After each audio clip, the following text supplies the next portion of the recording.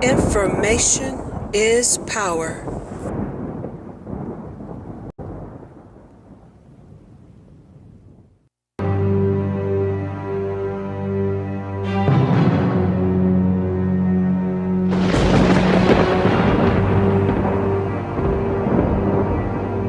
Information is power. Tell the truth.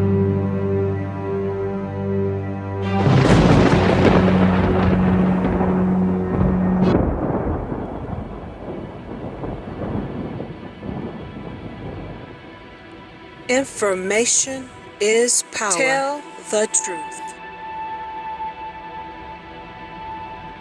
Tell the truth.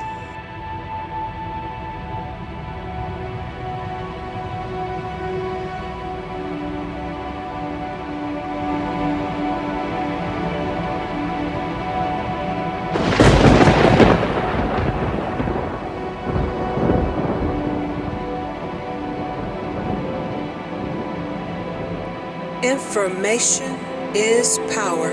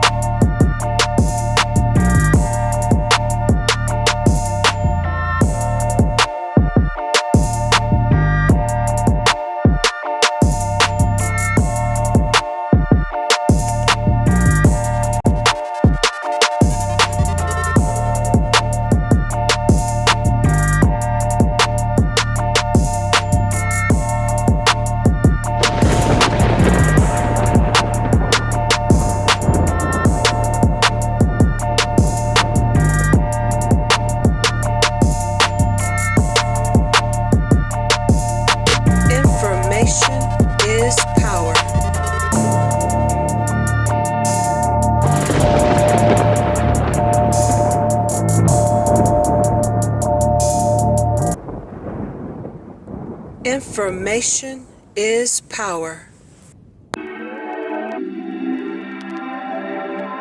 Peace, everybody. Peace. Welcome to the program tonight. Thank you for your patience. Thank you. Peace, everybody.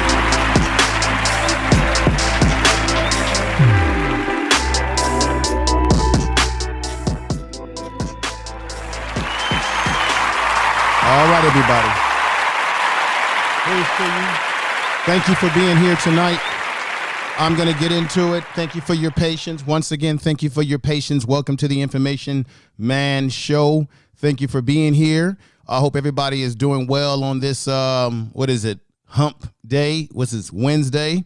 Veterans Day. I want to say shout out to all of those veterans who served. We know we got a lot of black veterans out there. And for those of you who have unfortunately lost family members because of their service in the military. But, Veterans Day is a important day because I'm going to say this, black people, black men, black women, we have fought in every war, every campaign that this country has launched, from the Revolutionary War to the Civil War to World War I, World War II, Korean War, Iraq, you name it. Black men have been there. Matter of fact, in the Vietnam War, a lot of people don't realize that a lot of the special forces, particularly the Green Beret, there were a lot of the Green Berets that were soul brothers, that were black men. That's an untold story they don't tell you a lot about. We do know about the Tuskegee Airmen, but do you know about the triple nickel? Triple nickel were all paratrooper outfit of black men. They were the ones that jumped out of the planes to the ground, with their weapons and all that thing. And then they, did what they had to do at the ground level. So they were like the paratroopers of the Tuskegee Airmen of paratrooping and jumping out of planes. Without these troops, without black soldiers, and without definitely the brothers, the Tuskegee Airmen, let me put some respect on that. Without these brave black men in the military, this country would not be where it is today to be able to come out of those wars. And let me give respect to the black women. There were black women that served in the military, and there's a particular troop, and somebody in the chat room, because I'm losing memory on this, if someone in the chat room knows the particular military outfit in which it was black women and their importance to the war efforts, please put the name, because it just slipped me, and I read about this some time back. Put that name of that particular military outfit, which was black women. Put it in there, because during that time, they segregated a lot of black folks within the military. We were segregated outside the military, segregated within the military, and I know there's some that would say, as Muhammad Ali said, why should I fight for a country that does not love me? Why should I fight against a country's enemies who have never called me an N-word? So, there's a lot of mixed feelings about that. But I just wanted to give a shout out to definitely black veterans out there, and those of you who have had family that served, given what day that this is. So, and another thing too, make sure you go ahead and subscribe to the channel. Don't play around. Subscribe to the Information Man show. You are listening to Information Please go ahead Man. and do that. I Please appreciate make sure that. to subscribe to his channel. Definitely hit that subscribe button. It won't hurt you. It would only benefit you, because we're doing great things over here at the channel. As you can see, I'm trying to improve the program, improve the look, the style, and then get right to the point. As I've told you all, I want to get into the issue around immigration. And let me give a warning right now. Let me come a little bit closer and give a warning to people right now. What I'm going to say tonight may be disturbing to other people. People may be offended by it, of other races. My goal is not to necessarily offend anybody tonight. My goal is to basically tell the truth. Tell the truth. And give you the raw data, the numbers, and what have you, as to the conflict and the problems that black people are going to find themselves in. Now, for a lot of you that are looking at the chat room right now, that are in the chat room, and those that are looking at my description on my bar that you see right there, and let me just say this right now. Yes, immigration will change America by 2065. Let me read something for you right now. Before I begin, let me read something to you all right here, and I will be bringing this up again. The medium, for those of you who are probably laughing and saying, look, man, I'm worrying about 2020. I may not be alive in 2055. Hell, I may not even be alive in 2065.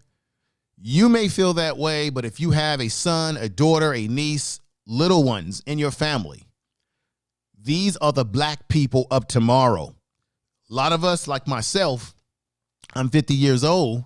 Unless I live to be 100 years old or something of that nature or more, some of us are not going to see these years. Now, some of us will probably see the 2050, depending on your age, yes.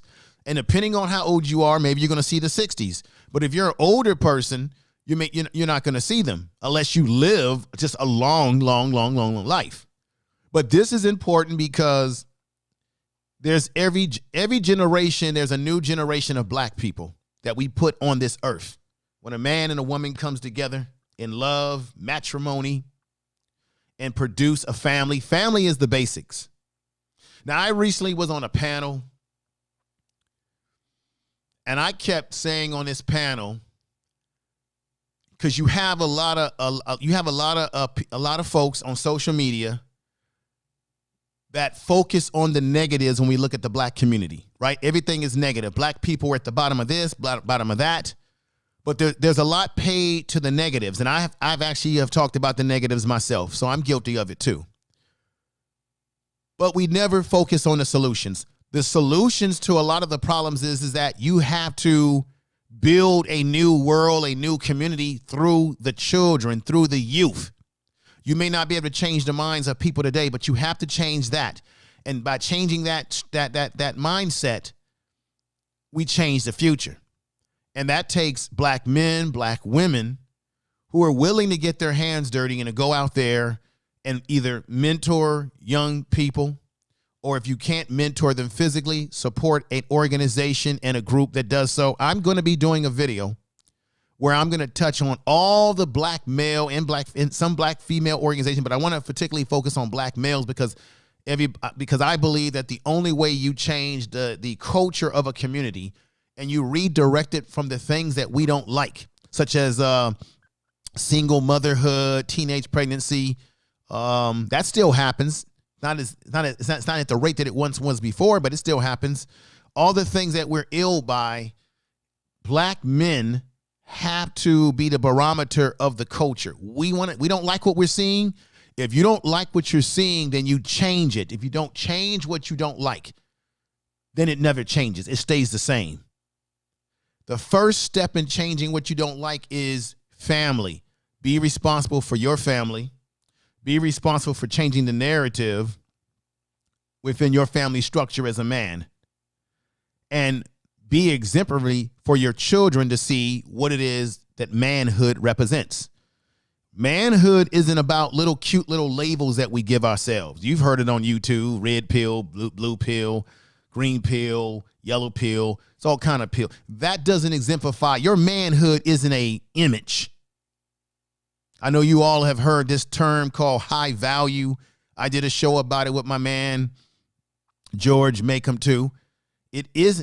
Being a man isn't necessary about how much money you have. It's not what kind of label you give yourself. It is the unknown quantities and qualities in a man based on principles. A man's principles, which are a set of characters in which a man lives his life by. And that's why family is a big part of this. Now, this is my concern, and I've talked about this with you all about the immigration, how immigration is and will and has impacted black people in America. Black Americans, ADOS. I got to keep it real.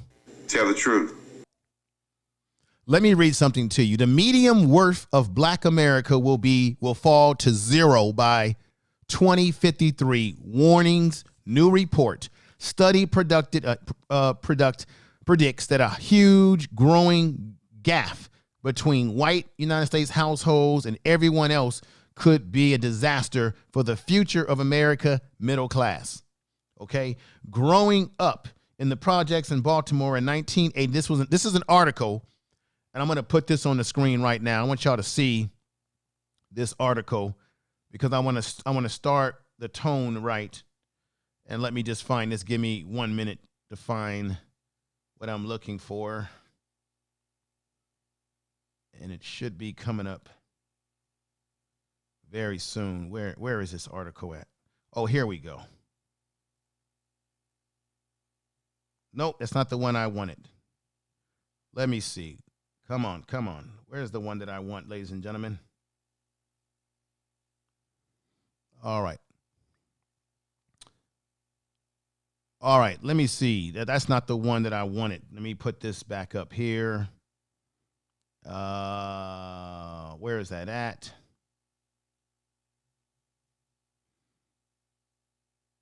So it's not up on the screen like I had it.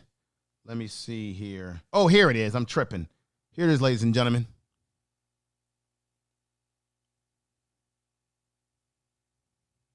All right.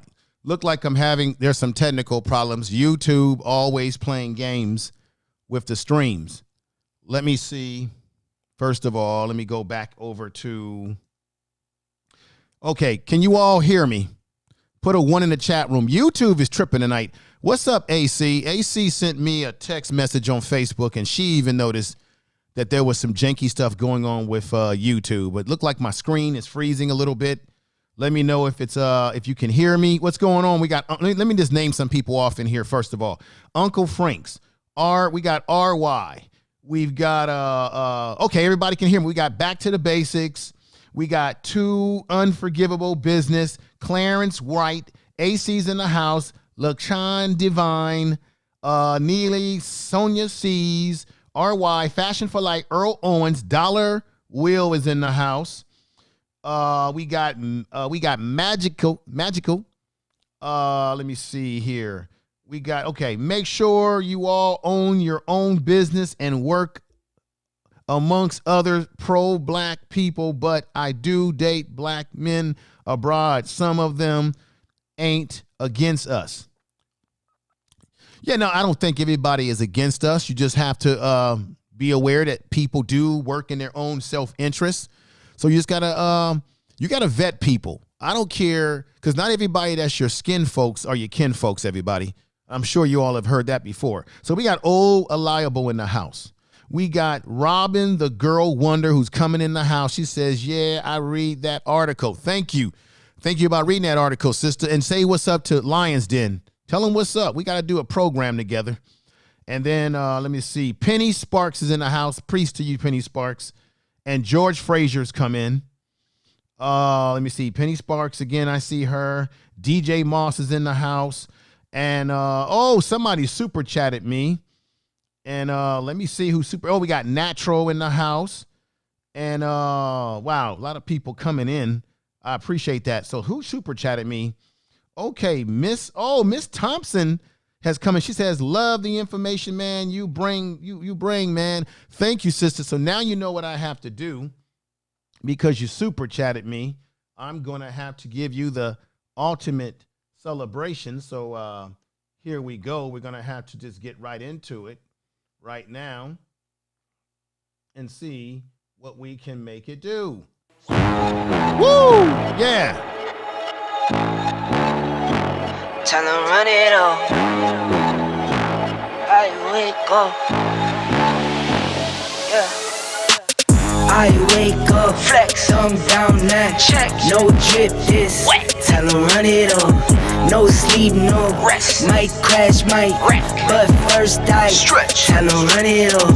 I wake up, flex, thumb down now. Check, no drip, this wet. Tell them run it up. No sleep, no rest. Might crash, might wreck, but first I stretch. Tell them run it up. 9 out of 10 roll through my hands, I'm by my lonely. Turn to. All right, thank you, Miss Thompson. Peace to you.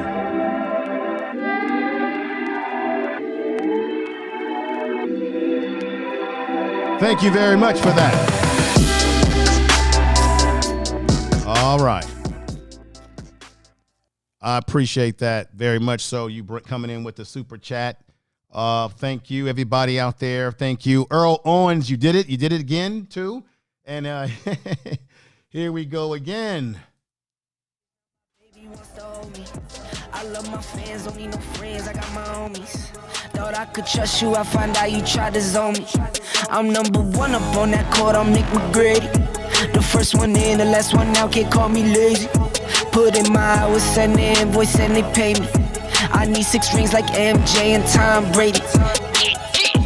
I wake up, flex, thumb down now, check, no drip, this, tell them run it up, no sleep, no rest, might crash, might wreck, but first I stretch, tell them run it up, I wake up, flex, thumb down now, check, no drip, this, tell them run it up, no sleep, no rest, might crash, might. Okay, thank you, everybody, thank you. So this is the article that I was reading from. I want you all to take the time on your own free time to look this article up. It's from The Garden. It's the median worth of Black America will fall to 0 by 2053. Warnings And that is serious, because immigration is going to impact us economically, because people are going to be fighting over resources, jobs, and opportunities. Let me see. AC has just super chatted me. Thank you for the super Truth, chat. she says. Truth. Tell the truth. All right, AC, you're gonna make me do it again. Here comes the jam. Tell 'em run it on. No sleep, no rest. All right. Might crash, might wreck. But first I stretch. Tell 'em run it on. All right.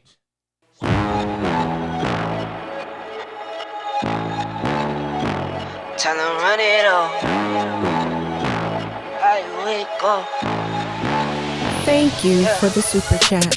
I wake up, flex, thumb down now, check, no drip, this All right. Tell 'em run it on, no sleep, no rest, might crash, might wreck, but first I stretch, tell 'em run it on. All right. I wake up, flex, thumb down now, check, no drip, this. Okay, thank you, AC, for the $24 super chat. Thank you for the super I chat. really appreciate that. Let me get back to the presentation. Ms. Thompson, thank you for the super chat that you gave me. And Earl Owens, thank you. We got African Authority that's come in the house. Thank you for coming in the house. So let me get into this now. So I just want to set this up to start the stream, to let you know that there's an impact on Black people in the future. Let me say something that I believe is very logical. I'm going to ask everybody in the chat room right now. Do you think that when immigrants come here, that they come over here necessary to be our friend, or are they coming over here for a better life, to have economic prosperity, to gain job opportunity, and also create jobs, and then create their own community settings? Like you have a Chinatown, you have an Italian town, you have all these other towns. Even our brothers and sisters from the Caribbean, when they come to America, they create their own communities. And I'm not hating on that. That's the most logical thing to do, is to create your own communities and to hire your own people and to have cooperative economics with one another. That's logical. Would you say that's logical, ladies and gentlemen? Say yes. Say 1 if you agree, 2 if you're not sure, and 3 if 2 if you don't agree, 1 if you agree, and 3 if you're not sure, you're on the fence. Let's do a survey. We got Brown Becky in the house saying only a better life. Are you talking about Black immigrants? Because I disagree with that. I'm talking about immigration overall, but the numbers that I'm looking at tonight really doesn't have anything to do with Black immigration. It has more to do with the fact that, and I'm going to show you in a moment, it has more to do with a growing population of people within the Latino and Hispanic population, and then the Asian population. And Asian comprises what? People that are Chinese, Japanese, Korean, and East Indian. So those are the populations that are actually the populations that are going to be growing at a heavy rate. People that are coming over from Africa, for the most part, Black people from the continent, they're not going to have an impact as far as sheer numbers, economics in America. It is the other groups that I just named.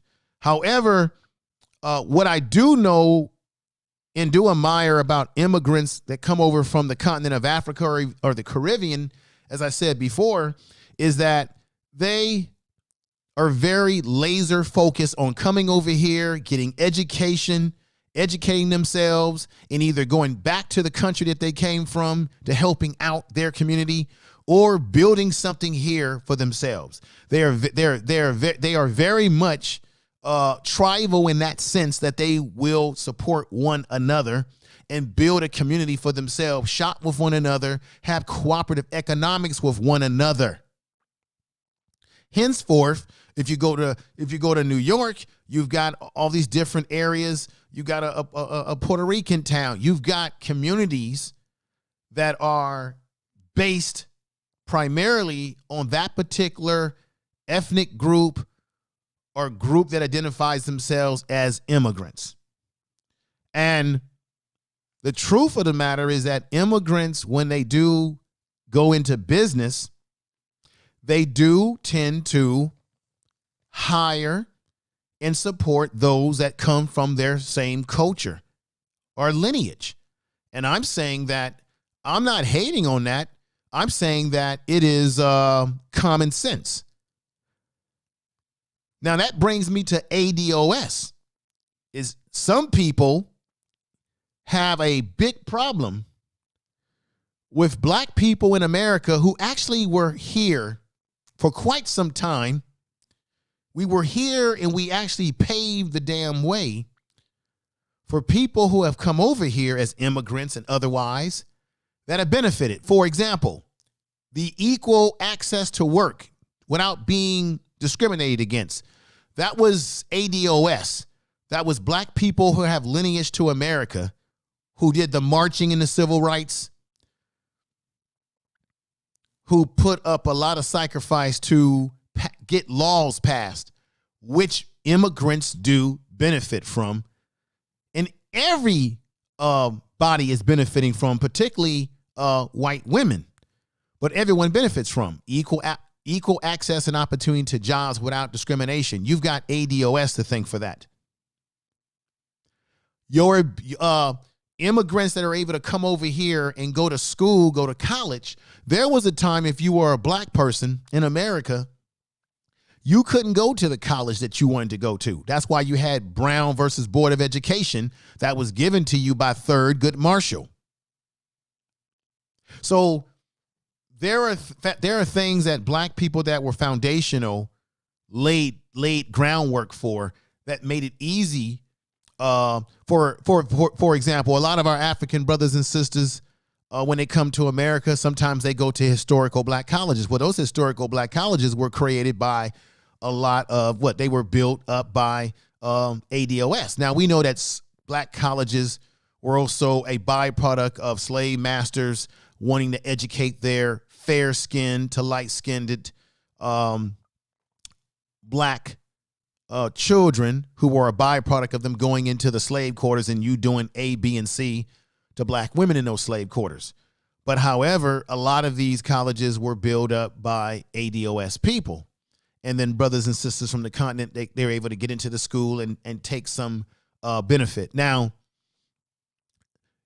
let's say you take someone from the continent of Africa, when they come to this country and they fill out an application to go to college, they're going to ask you that question. Are you a minority? Are you black?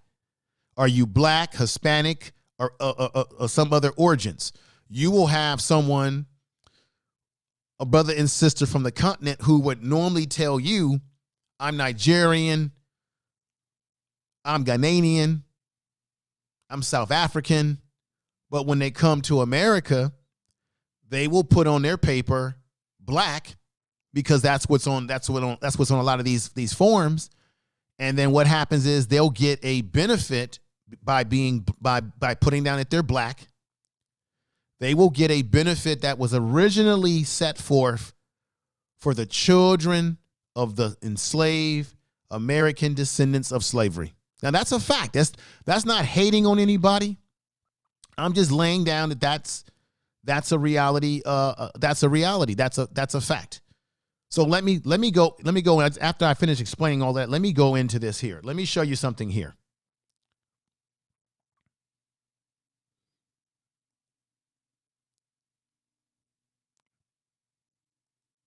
All right. So when I talk about immigration, I'm not talking about those that are coming from the continent, because those that are coming from the continent are not coming over here in large numbers. Matter of fact, a lot of times, you notice a lot of times when you have immigrants from the continent of Africa who come over as refugees, or they're trying to flee, or when you see the brothers and sisters from the black Cubans from Cuba, usually when they come over, what do they do with them? They take them right back. Other people get to stay sometimes. Black people, if you're black, if you're from the continent, or you're from the Caribbean, they take you right back. There's a difference in how they treat certain immigrants, folks. Now, right here on the picture, you see a share of immigrants and their children on the rise. So total population in the millions. In 2015, there was 324 million children born in America of immigrants. By 2065, that number will be 441 million. Foreign born, okay? 14% foreign born. And there will be 18% of children in America will be born, 18% will be foreign born. Second generation, the second generation is people born in the United States with at least one foreign born parent. This is from Pew Research Center project. Second generation is 12%, 18%. Now, the reason why I'm saying this is because, like I said before, quite naturally, when you have immigrants that come over, like I said, their children are competing. They're competing for resources.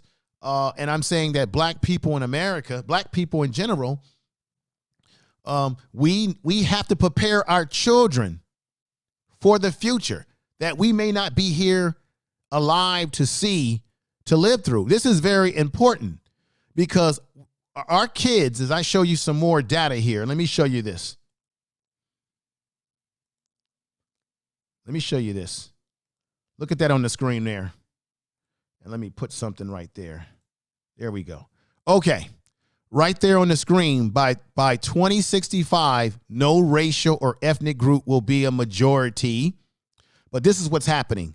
The total population, white people are going to take a dip, right? Because the world in America is going to become more and more and more brown, right? So white people are really the minority in the world, on the world stage. They're going to dip from 62% down to 46% total population. That's white people. Hispanics are going to go up from 18% up to 24%. Black people, we're going to stay at about, the most we're going to move possibly is to 14%. Asians are steadily going up from 6%. They'll be steadily moving up to 14%. We're 13.4% of the population. We've been told that over and over and over again. And let me put that back up there. There we go. And then let me put what I was trying to put up there in the first place. And here we go. Excuse me. So let's go over to foreign-born populations. So children that are foreign-born populations, the Hispanics are going to go up from 31% to 47%. Asians, this is foreign-born populations, 26%, that will jump up to 38%. White people or Europeans will go from 18%, jump up to 20%. That's foreign-born populations, not total populations. Black people, as foreign-born populations of black people, will go from 8%. That was from in 2015. Of course, we are in 2020. But by 2026, it will only move up to 9%. So total population, 24% for Hispanics, 14% for black people at the very most for black people in America. 13%. Asians will jump up to 14%. And then foreign-born populations, which would be, like I said, black. So we have brothers and sisters from the continent or from the Caribbean. That's only going to move to 9%. And I'm saying that because, like I said, when it comes to black people who come from other parts of the world, of course, when they are trying to come over and seek asylum in America, they get turned away. They get turned back at high numbers. Nobody wants to talk about that. Let's go over here to this other chart right here. Who is arriving today? Among new immigrants arriving is Asians. Asians are actually outnumbering Hispanics. We've been told that the Hispanic or Latino population will be the largest growing population in America. That's true right now, but eventually Asians are going to outnumber Hispanics. Okay, so you see on the chart, you got Hispanics on the lighter color from 31% moving on up to 48% and curving down. Asians right now at 22%. This was the chart from 2018.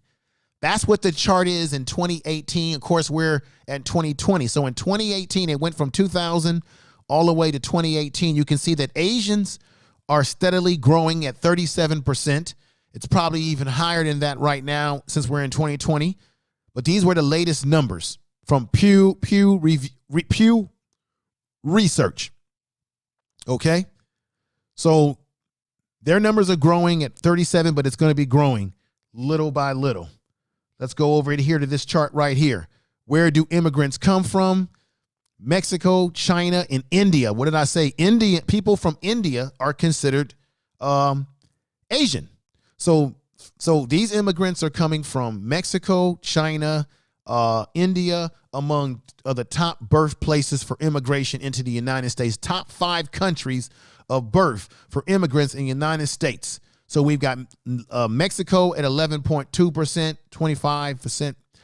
China 2.9%, which basically is 6%, 6% from India. Then we have Filipinos at 4%, and then you have El Salvadorians who are coming in at 3%.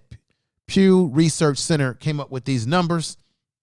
And the reason why I'm bringing this up tonight, just to keep it 100% real, is because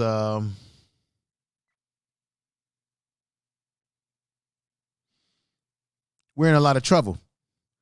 The numbers for black people by 2065 and from where we are now going forward, black people will only consist of about 9. We're going to be 9% of the population in America.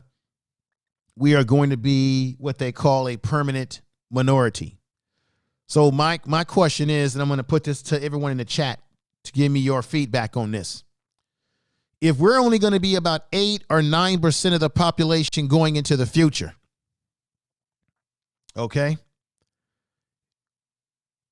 If we're only going to be that percentage of people, then that is going to be a problem. That is a serious situation.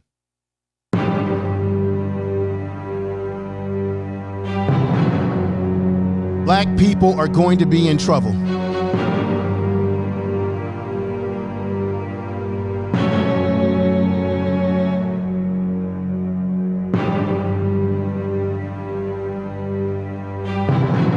Black families are going to be in trouble.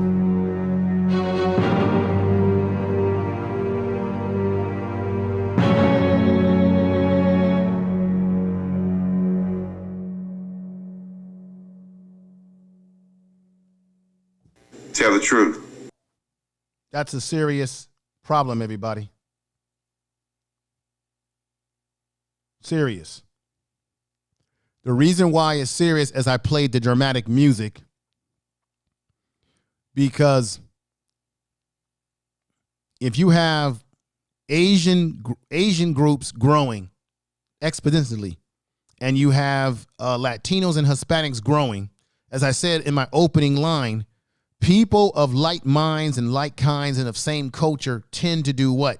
Hire their own people. How many of you on a job, I notice when I'm on a job, Filipinos, other racial groups, they will grab applications. If they're in a position of supervising and management, they will grab applications and take those applications and give those applications to their family members. And then we wondering why we don't get the job. I've been on job situations where there's 1 or 2 black people and you have other black people that hate on other black people. While we get on social media and dox each other and argue with each other on social media, you have other groups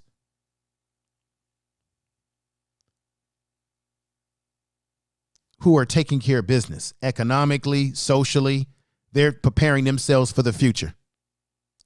Where are our kids going to be? How many of our kids are going to be able to be entrepreneurs? Are we training them for that? Now, I'm going to cover that in my next video about Black organizations that are making a difference. But where are our kids academically, huh? Come on, people. I need people to be honest tonight with me. And I may open up the call lines tonight. Where are our kids prepared for the future? Because I'm going to tell you right now, when you talk about Asian, you have to take into account East Indians.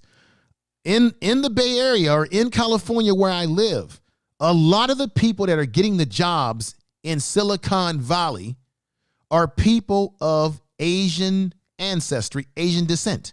So they're even contracting people from India to come into America with a work visa to get these engineering jobs, these computer engineering jobs.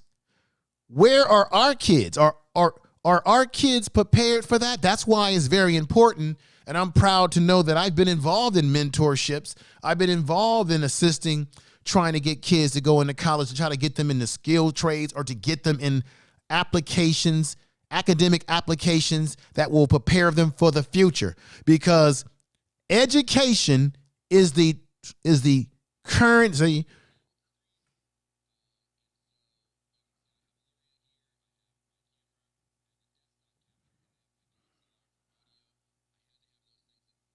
Oh, God.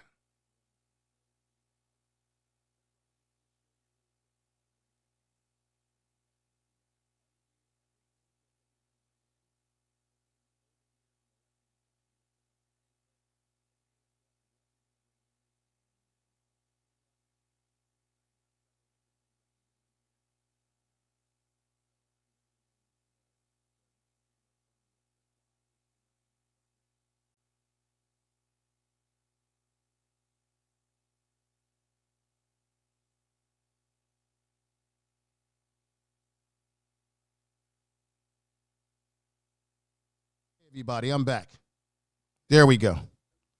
I had something on that I forgot to shut off. Sorry about that. Okay, everything's okay. I had another video that was on and it just started playing by itself. So let me get back focused to what I'm saying. So I thought it was something else over here I had on, but no, a little bit of a boo-boo there. Okay, let's get focused. So what I'm saying is we have to prepare our kids for the future, because what I notice about other ethnic groups, they're getting their kids in college. Their kids are getting professional education. They're getting the skilled trades. They're getting engineering degrees. They're going into science, the whole nine yard. And if these are the ethnic groups, as I say, I'm going to show you this again. If these are the ethnic groups that are moving in big numbers, and they're going to be growing in big numbers, right? They are the ones that will be buying for the jobs. Because the reality is, when you go to school, you are competing. You are competing for resources. You're competing for opportunities in this society. So if they get the jobs and they are in positions of supervisor, or they own the firm, or they own the business, who do you think they are going to hire? Are they going to hire Black people? And that goes across the board. Not only does that mean ADOS, but even brothers and sisters from the continent. Now, one of the things I do admire about brothers and sisters from the continent, for the most part, is that when they come over, they're striving for the same thing. They want to own a business. They want to go into engineering. And when I was in college, a lot of brothers and sisters from the continent, like Nigeria, Ghana, Uganda, when they come over and you say, hey, what's your major? They're going into science. They're going into engineering, or maybe a law degree, medical, doctor. They're going into the heavy fields.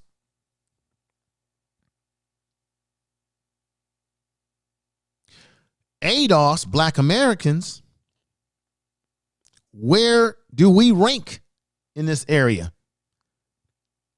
Now, right here I have on the screen, it says, what is the legal status of immigrants in the United States? Unauthorized immigrants are almost a quarter of the United States foreign-born populations. Do you hear what I just said? Look at that chart.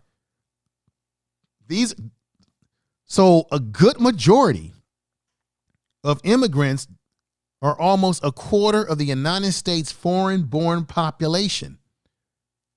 These are people who have come over here illegally, and then they have children in some cases, which is why you have the DACA program, right? Which Joe Biden, Kamala Harris have been talking about. They're going to do something about it.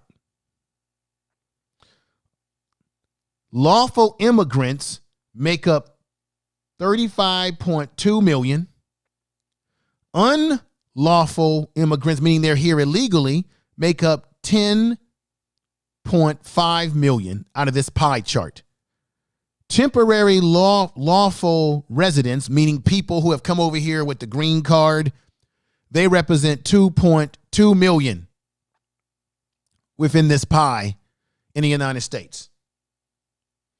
Why do I bring this up? Is because illegal immigration, it hurts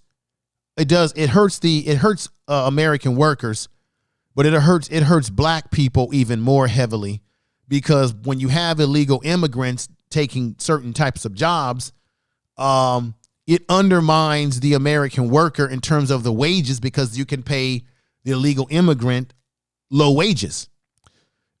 Think about this. There used to be a time in this country. I want everybody in the chat room, tell me what your thoughts are. Say yes, no, you agree. There was a time when you would see black men on construction sites. Anytime you saw construction, and when you talk about landscaping, black people were the main ones that did all the landscaping in this country because of coming out of working on farms and agriculture. We were the ones that were doing all that work, right? So that was a time when you went on a construction site, you saw black men on that construction site. You saw black men on the street working on the street, putting cement and asphalt down. You saw black men clipping plants and grass and doing landscaping.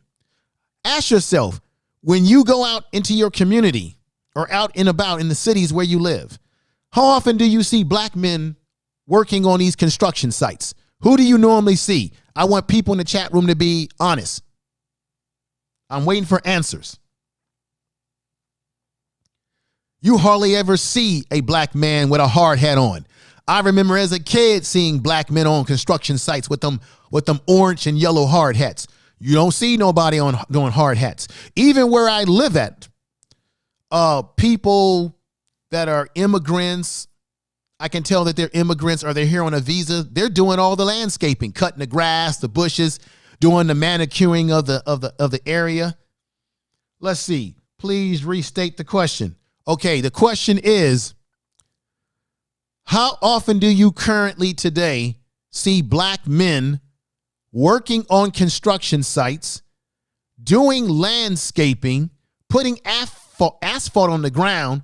And where I'm going with this is that you see a lot of immigrants. You see a lot of documented workers, and some of them are undocumented, who are getting these jobs in landscaping, on construction sites.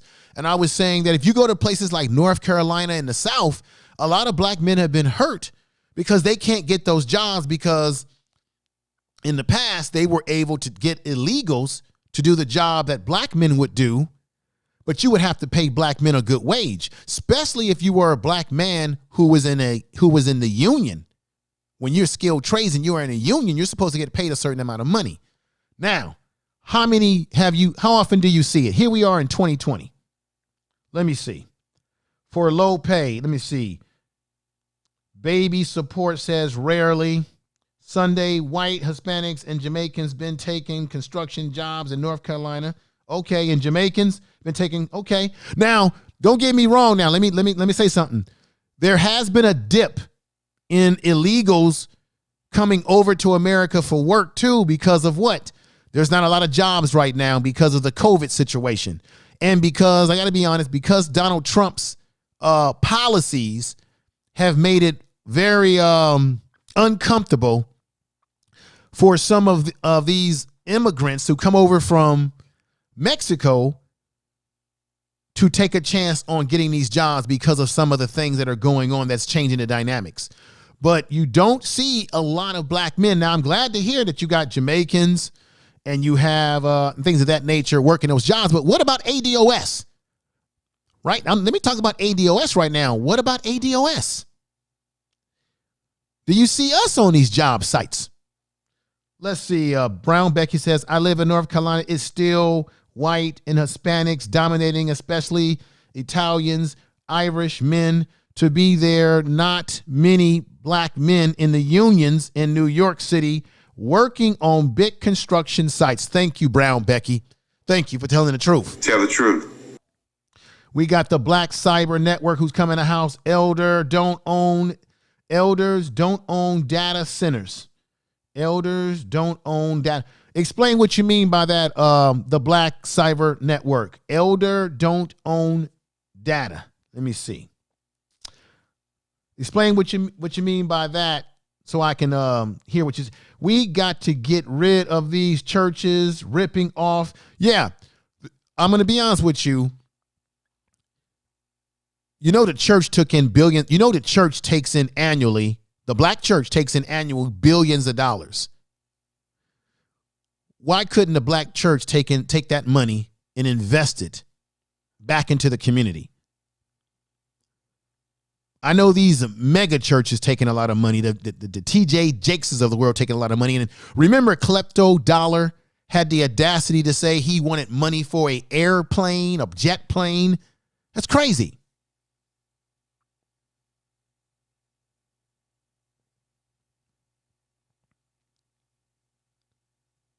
Let me put this up here. This is where some of these people, let me see. What am I doing here? Oh, here we go. Here we go. Put that right there. Now, these are some of the places that you find immigrant groups. And let me do something real quick. I'm going to take this off the screen. There we go. So we got Seattle as a target spot. San Francisco, Sacramento area, San Jose, Los Angeles, San Diego, Riverside, Las Vegas. Now, the reason why you have a heavy duty population of immigrants, Hispanic immigrants are illegals in the California area, the western part, because you got Mexico right down there. So it's easy for them to come in.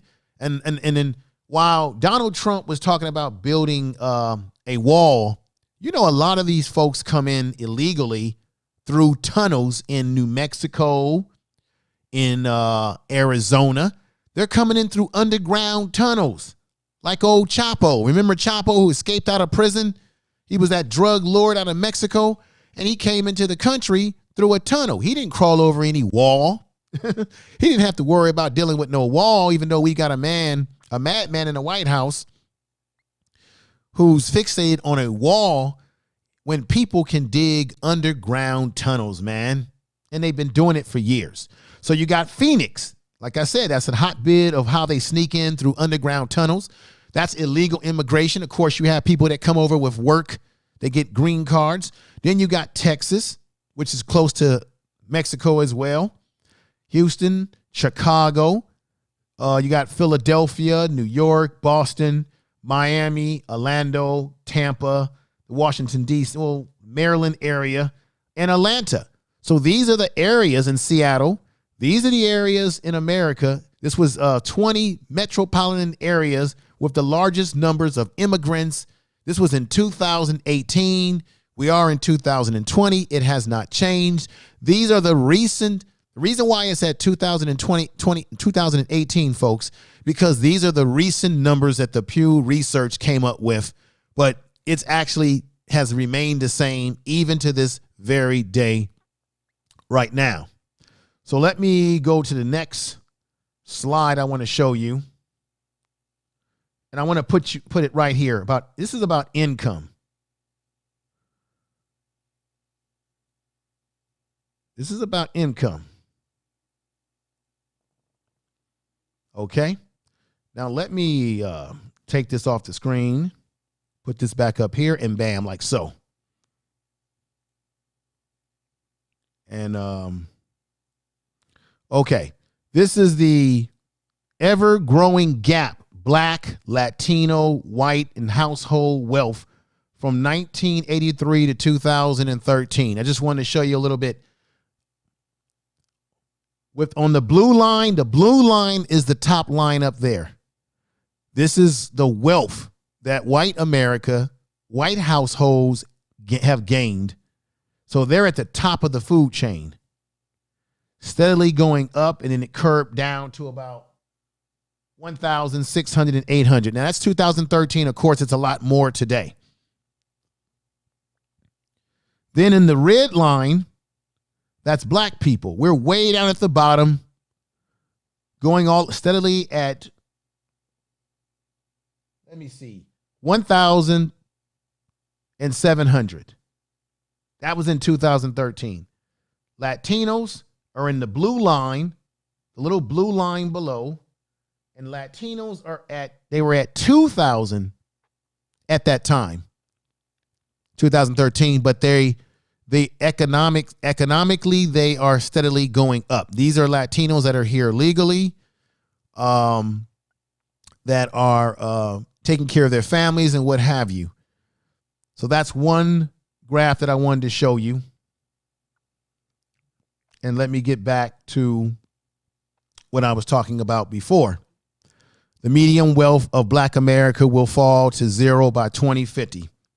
Now let me read something to you real quick that I want you all to hear. I'm going to read just a little bit of this.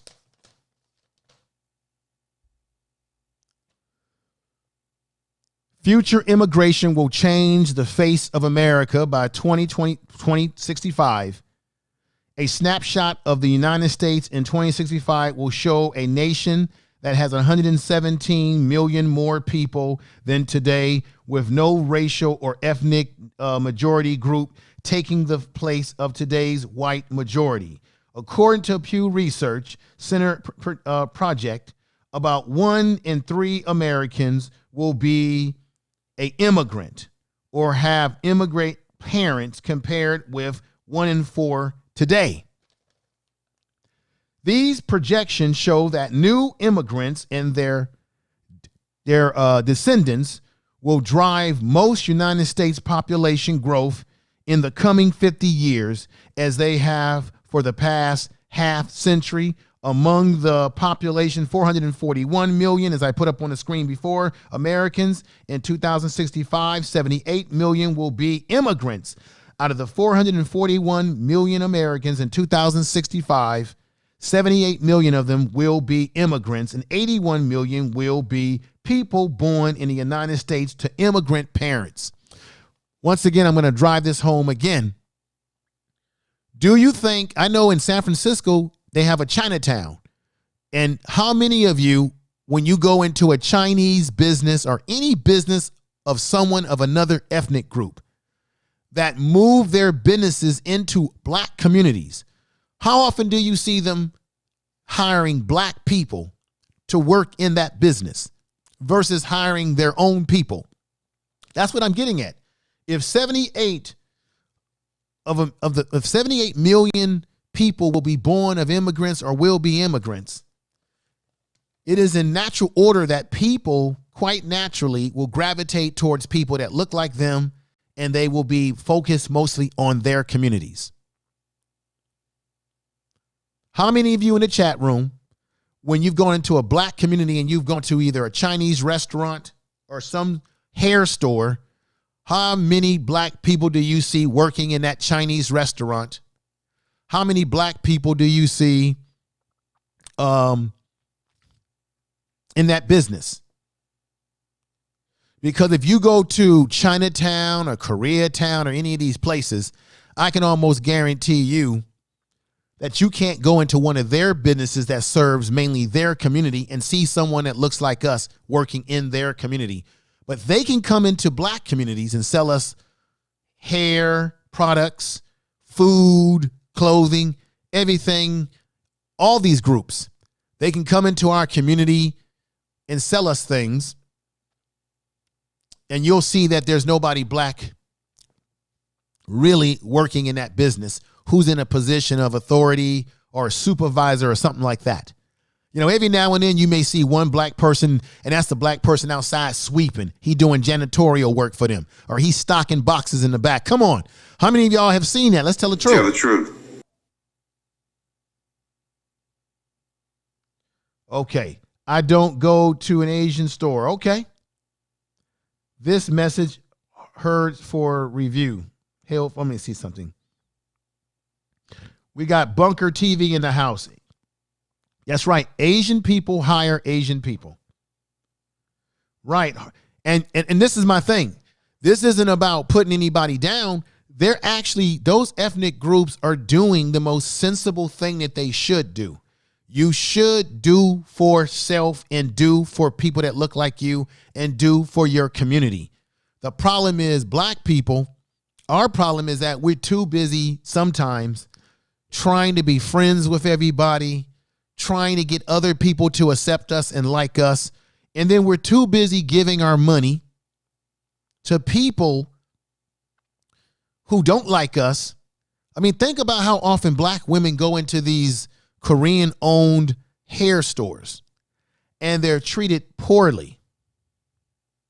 Okay? They're treated in a very disrespectful manner. Okay? How often do we see that? All the time.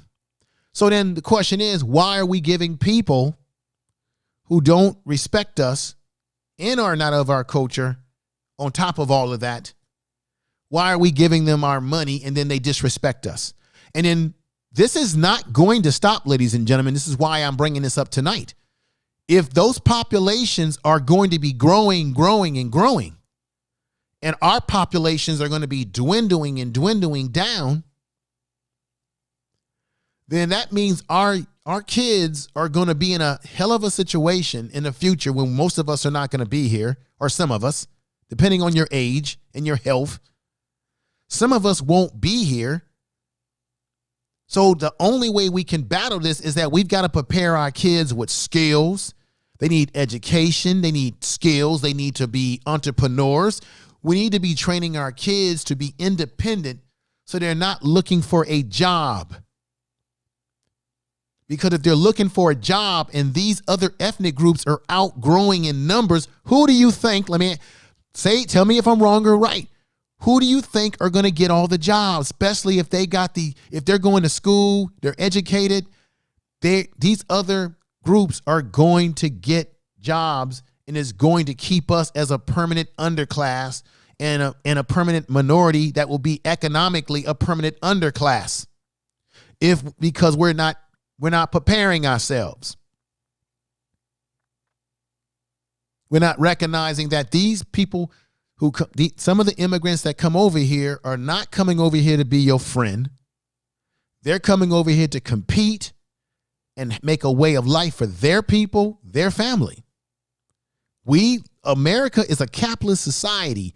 That in itself forces you to have to compete. Let me see what people are saying in the chat room. We got Darius Lamb who came in saying, make sure you have your passport, please. Yeah, get a passport. I got a passport. Ben had a passport. We got a view for a view. Hello, information man.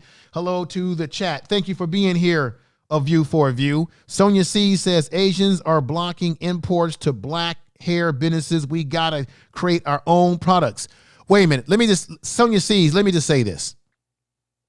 And let me come closer to the screen on this one.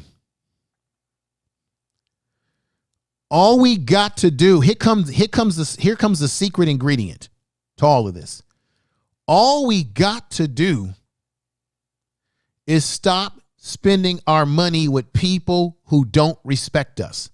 So when it comes to black hair products, black people, black women, black men, stop buying your weaves and your Afro Sheen and your Sporting Wave and your perm hot combs. Hell, a black woman, Madam C.J. Walker, she created the hot comb. Stop buying these products from people who own these stores, who don't look like us and treat you with disrespect. All you got to do, I know it's an inconvenience. All you got to do is go online and find black beauty supply, black people who sell beauty supplies. Go online and order from black people online. I know it's a drag because you want to go straight to a store and get your product right in hand right now.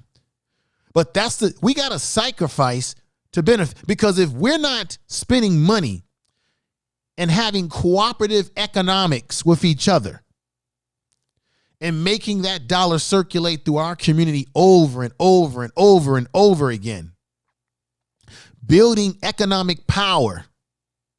We don't need politicians to give that to us. If we would just start generating money between ourselves and supporting black businesses more than we do, and if we stop spending money with them, guess what? Every black beauty store business that's owned by non-black people will go out of business in no time. The hair industry is a $1 billion industry, to the point that they're doing a lot of shady things in China right now.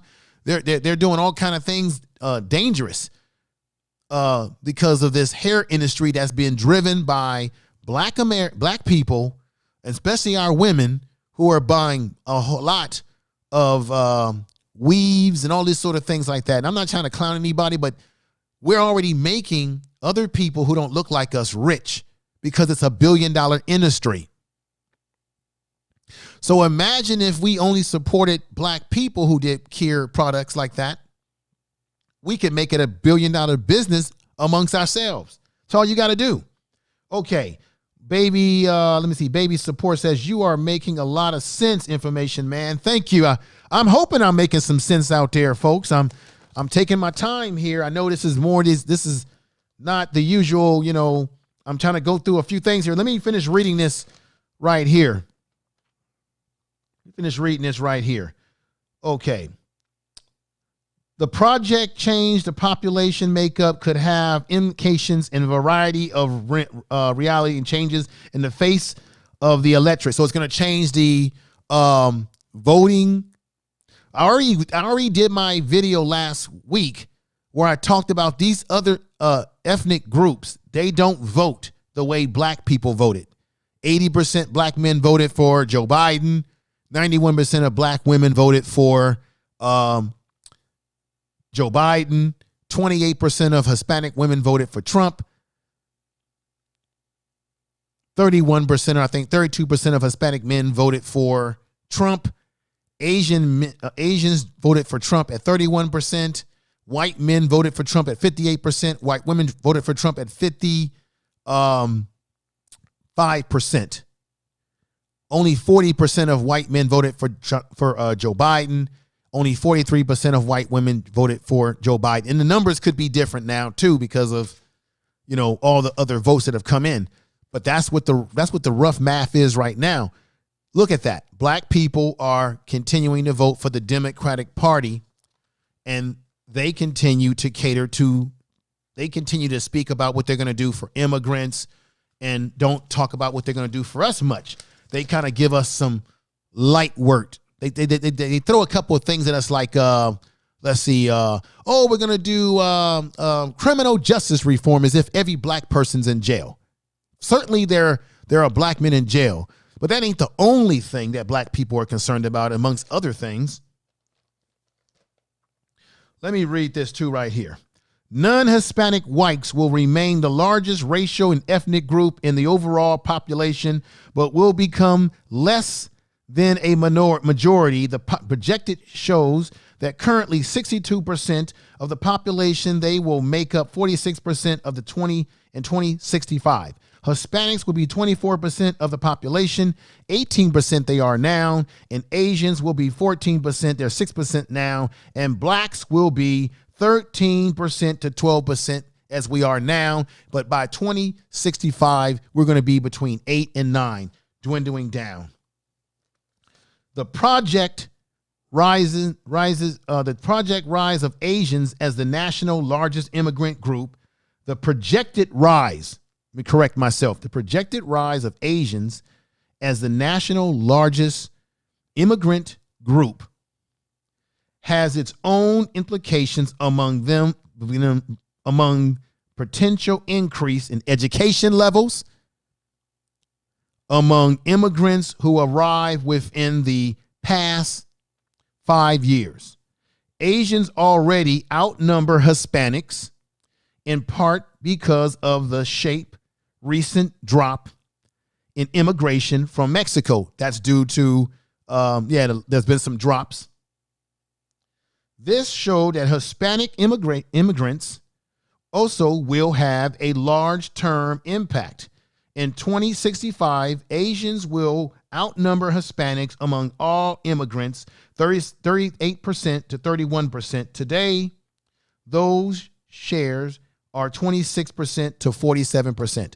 So in the future, it will be Asians, not Hispanics, that will make up a big part of the population. And Asian comprise, like I said, people that are from East India, Japanese, Chinese, Korean, Vietnamese, you name it, under that umbrella. And we know in America, we like to put people in boxes. I don't like boxes, but that's what we're working on. What's going on, Kendrick? Dollar Will, what's going on? Dollar Will says, you agreed with the point that the host was making. No class distinction was made in the comment about how much better they are doing when they come here.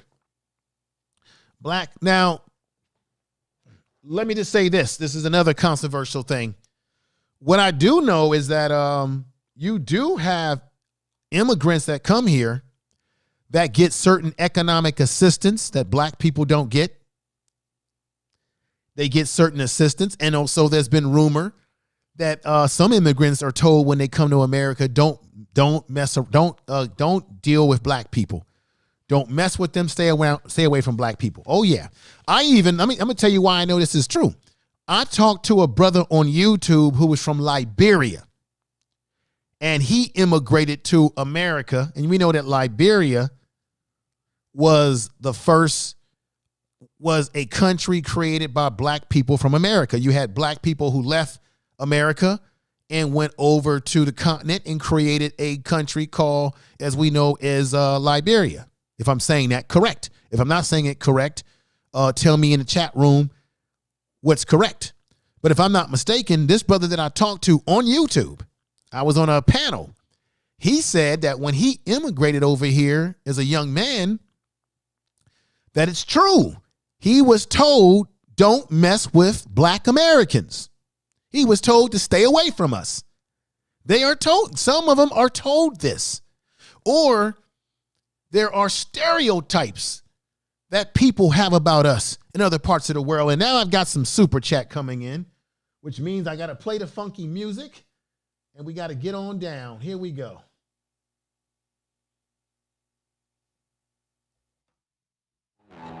Yeah.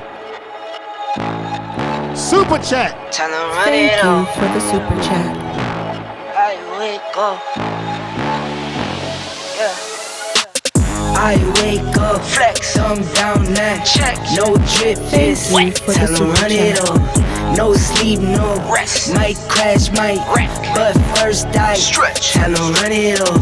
I wake up, flex, thumb down now. Check, no drip, this wet. Tell them run it up. Yes. No sleep, no rest. Might crash, might wreck. But first I stretch. Tell them run it up. 9 out of 10 roll through my hands. I'm by my lonely. Turn to it.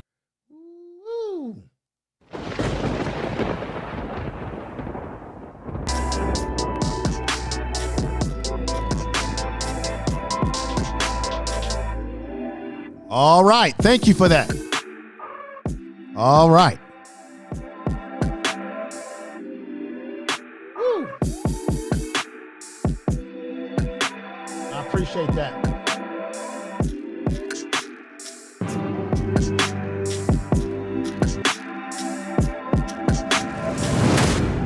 Woo. All right. Thank you for the super chat. Let me get some acknowledgement. We have Jack A, who has super chatted me. I appreciate that, sister. Thank you. $4.99 super chat. We got Al Christian, who super chatted me. He says, preach it, information man. Thank you very much. Look, I'm not, look, I appreciate everybody, all of you that are in the chat room. I'm telling you right now, I appreciate you all here tonight. Okay, we got Alfonso Morris in the house. We got Brother Doug, one of my great moderators in there. Earl Owens, another great moderator in there. Garrett is in the house. Thank you for being here. He says, Pan-Africa identity is the only way. Okay, look.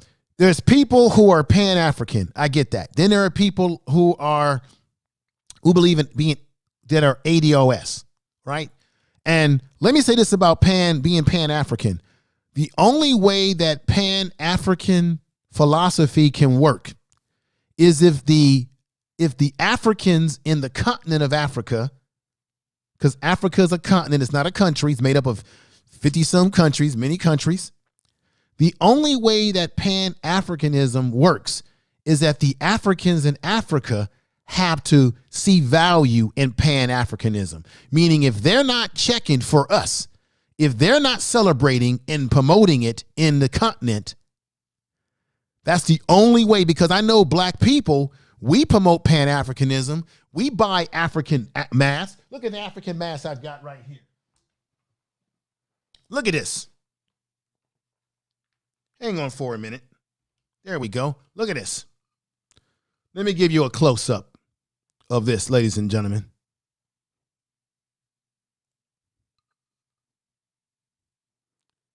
Right? We buy African masks. We buy clothing items. All those different things, right? We buy clothing items. We buy the dashikis, right? And we have celebrations. We even have Kwanzaa, which is, it's an American-made spiritual holiday created by Dr. Karinga, where we give homage to our ancestors, and we have different corn and various things that represent the family, right? Black people in America are always doing things to try to identify with the continent. We're always doing things to recognize our African heritage. The question I have is, do the brothers and sisters in the continent celebrate us as much as we try to celebrate them through the clothing, through trying to find self-identity, trying to identify where in the continent we come from? So Pan-Africanism is a good thing, but it has to be a back and forth thing for it to really have complete effectiveness. It can't be a one-sided campaign. Okay. Dollar Will says the world is bigger than Africa. Wait a minute. I want to read what he says. Dollar Will says the world is bigger than Africa. Pan-Africanism can work in the diaspora even without continent acceptance. Okay. I'll take that, Dollar Will. Even you said that Pan-Africanism can work without the continent's acceptance. Okay. That's where, Dollar Will, I'll have to respectfully, because I got a lot of respect for you, I would have to respectfully disagree with you, because I think if we're talking about Pan-Africanism being a something that's a global movement, we need the brothers and sisters who live on the continent to buy into that concept, to accept us. Because we know, last year, they were promoting this trip to Ghana. Black people come to Ghana, become a citizen. And then it looks like, then you find out that they were kind of getting the bag on black people. They were charging black people. I've seen people on YouTube talk about this. You go over there and they're charging you, if you're Black American, a higher price. Even with the tourism packages and things of that nature. So, and then, the question is what's the red tape behind becoming a citizen? So I don't want to get too far off subject. That's another video that I need to probably get into. A question about Pan-Africanism. Does it work? Is it effective for black people? Because this is what I'm going to say. And I did a video on my podcast channel, the second channel, the Information Man Speaks podcast. Make sure you all go over there and subscribe to the Information Man Speaks podcast. I did a video over there where there's Africans trying to leave at the millions, trying to leave the continent. I think Senegal, and they were going over to Italy on boats. You got Africans leaving the continent while you've got black people talking about going to the continent. And so I got to scratch my head and say, what's going on there? You got people that are from there that know the culture better than we do, and they're trying to leave it while we're trying to possibly, some of us, not go over there. So that's an interesting thing. That's interesting. Okay, let me get back on the subject matter here. We got Dollar Will says, it's Pan-Africanism of death for us. So Dollar Will says it's Pan-Africanism or it'll be death for us. Okay. Dollar Will, I'm going to respect your position, brother. I do not. I think we got to have a belief system, and whether it's ADOS or it's Pan-Africanism, I think all these things are good if they have a positive resort. But one of the things that does scare me is that black people in America, we divide ourselves up in so many different things. We divide ourselves up by Christian, Muslim, by I'm a this, I'm a that, and that actually hurts that hurts the unity, because I know that there's people who are Pan-African who don't necessarily agree with with ADOS, and then there are people that are ADOS who don't agree with the whole Pan-African philosophy. So we got a lot of work to do, and we better do something quickly, because if we keep still focusing on these issues, these other ethnic groups that are coming over here, they're already surpassing us. We're in a lot of trouble. And I don't want to talk gloom and doom, but our kids are in trouble. We have to prepare our kids, because they're the ones that are going to be stuck in this situation if we don't prepare them. Jasmine Virgo's come in the house. Jane Doe is in the house. B1 is in the house. He says, first, we must understand not all of us are African. Yeah.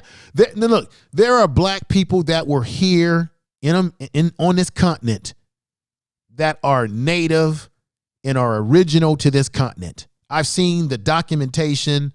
Dan Calloway, you all know who Dan Calloway is. He has a huge channel. He talks about this. So we do, but see, to me, it's not a surprise, because black people are global. We're all over the world. We are dark matter. We have melanin in our skin, and that's what the universe is made. That's what the planet is made of. It was melanin that created it, which is why the whole goddamn planet is ours. So you can find black people's bones anywhere in the world. You will find our presence there. I do find it interesting that when you look at the continent of Africa, continent of Africa is the only continent in the world that did not shift. Remember, you had a panacea when all the continents, all the land was all stuck together like a puzzle. When it all broke apart, for whatever the reasons are, when it all broke apart, Africa as a continent has never moved from its place. It stays centered to the earth. The continent of Africa, do you know this? Do you realize this? The continent of Africa is set centered to the center of the planet. All the other continents have shifted. Africa is in its original center spot. And when you look at a map, they try to make Africa look small and everything else look bigger. Africa is actually bigger than what you see on your European designed maps. Okay, now I'm getting off subject matter here, but it's all good. What's going on, Joe? AC's in the house still. Let me say peace to this person right here, because I can't make out their name. So usually when I can't pronounce the name, I'll put your name in the chat and say peace to you. Oops. And say peace to you. There we go. Bam. Okay, let me go back into the presentation here. And by the way, make sure that you subscribe to the channel.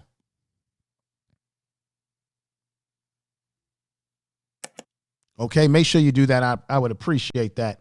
Most definitely. All right. Now, let me go back to my slides because I got some more stuff to show you. Let me see. Is this the one that I wanted to show you all? Oh, right here. This is part of that article I was telling you about. The article right here about where the wealth is going to be for black people in 2053. So let me read this to you. Take a look at this, everybody. African-American households are making middle-class income money, but have the wealth of a white high school dropout. Do you hear what I just said? African-American households are making middle-class income money, but have the wealth of a white high school dropout. That's crazy. Okay? Take home ownership, which has long been the primary means by which African Americans of modesty and middle class income are able to build generational wealth after the broken promise of the 40 acres and a mule to the newly freed slaves. Virtually nothing was done to endure black Americans, to redeem black Americans with a share of the wealth and generated by the centuries of slavery, labor, the same labor that directly or indirectly helped to build most of the wealth that's enjoyed by white America today. Like I said, it ain't me. People know this information, that black people built America. Most of the wealth in this country was built off of slavery, built off of our ancestors' back.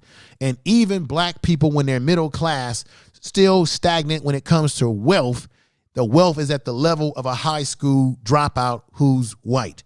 That to me is crazy. Just crazy, ladies and gentlemen.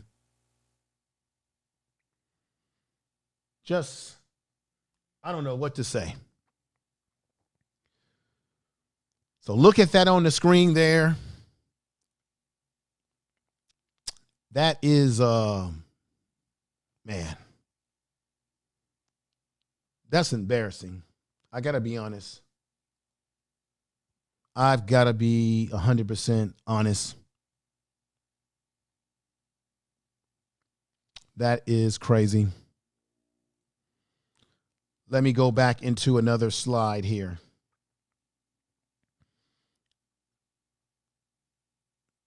Now, remember I told you that Joe Biden was talking about what he was going to do for the immigrant population. Now, let me put something on the screen for you again, for you to see. We got Patience who's coming to the house. She says, peace, beloved. Thank you. Peace to you. Remember I told you about that? Let me read it more in detail to you. Let me read the modern American immigration system. This is what the Democrats said that they're going to do for immigrants. This is what Joe Biden said he's going to do. It's on his website. I didn't make this up. Let me read a little bit of this to you.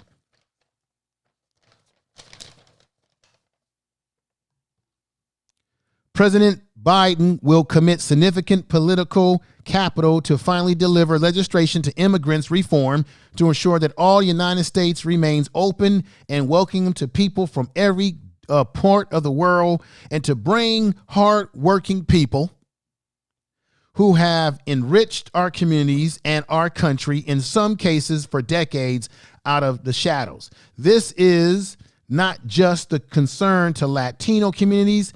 This touches families of every heritage background. There are appropriately 1.7 million undocumented immigrants from Asia. Remember I talked about Asia? And the United States of America, as well as hundreds of thousands from Europe, the Middle East, Africa, and the Caribbean. Biden will immediately begin working with Congress to modernize our system with appropriate on keeping families together by providing the roadmap to citizenship for nearly 11 million undocumented immigrants, growing our economics and expanding economic opportunity across the country by improving and increasing the opportunity for legal immigration, and preserve the long-standing directive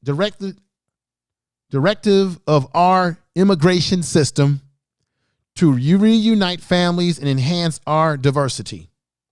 Now, that's what Joe Biden said he's going to do for immigrant populations.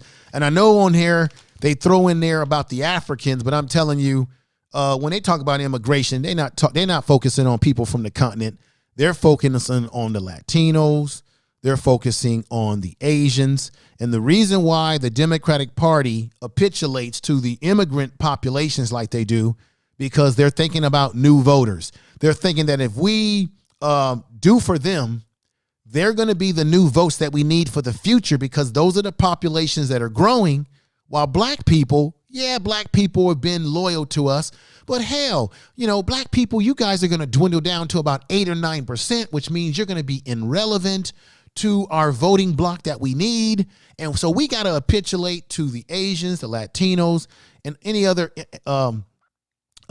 ethnic groups that come over here. And the funny thing about it is, even though Joe Biden threw in there about Africans from the continent,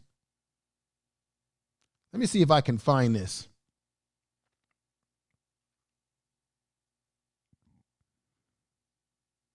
Even though he threw that in there, let me see if I can find this real quick.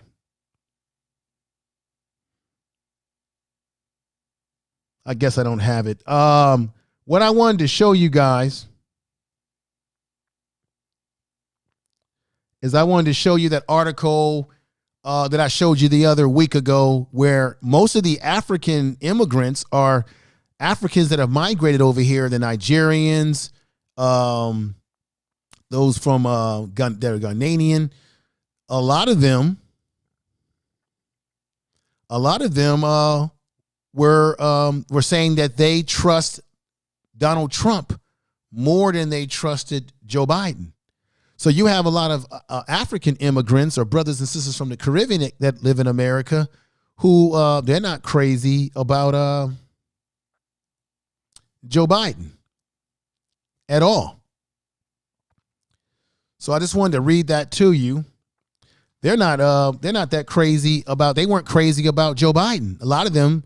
It wasn't. Look at the article. Nigeria, Africans who were not for Joe Biden. That it was on CNN where they were favoring Donald Trump. So even as Joe Biden's talking about adding the Africans to that, some of them weren't filling the Democratic Party too.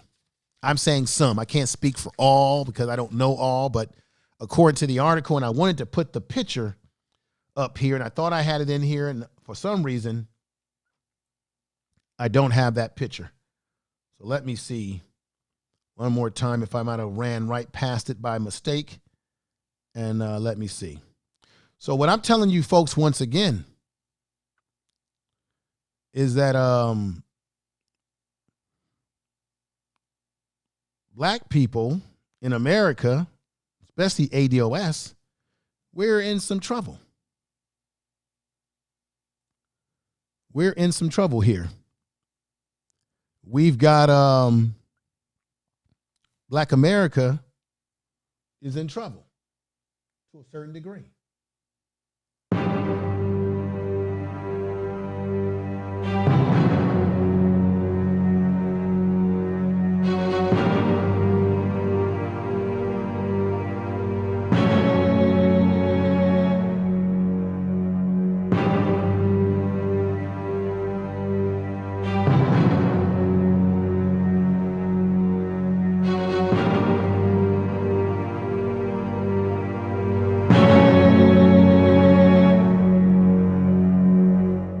Some trouble, and I'm concerned about that. If we don't prepare our young people for that future and what that future can look like. Let me go back over here.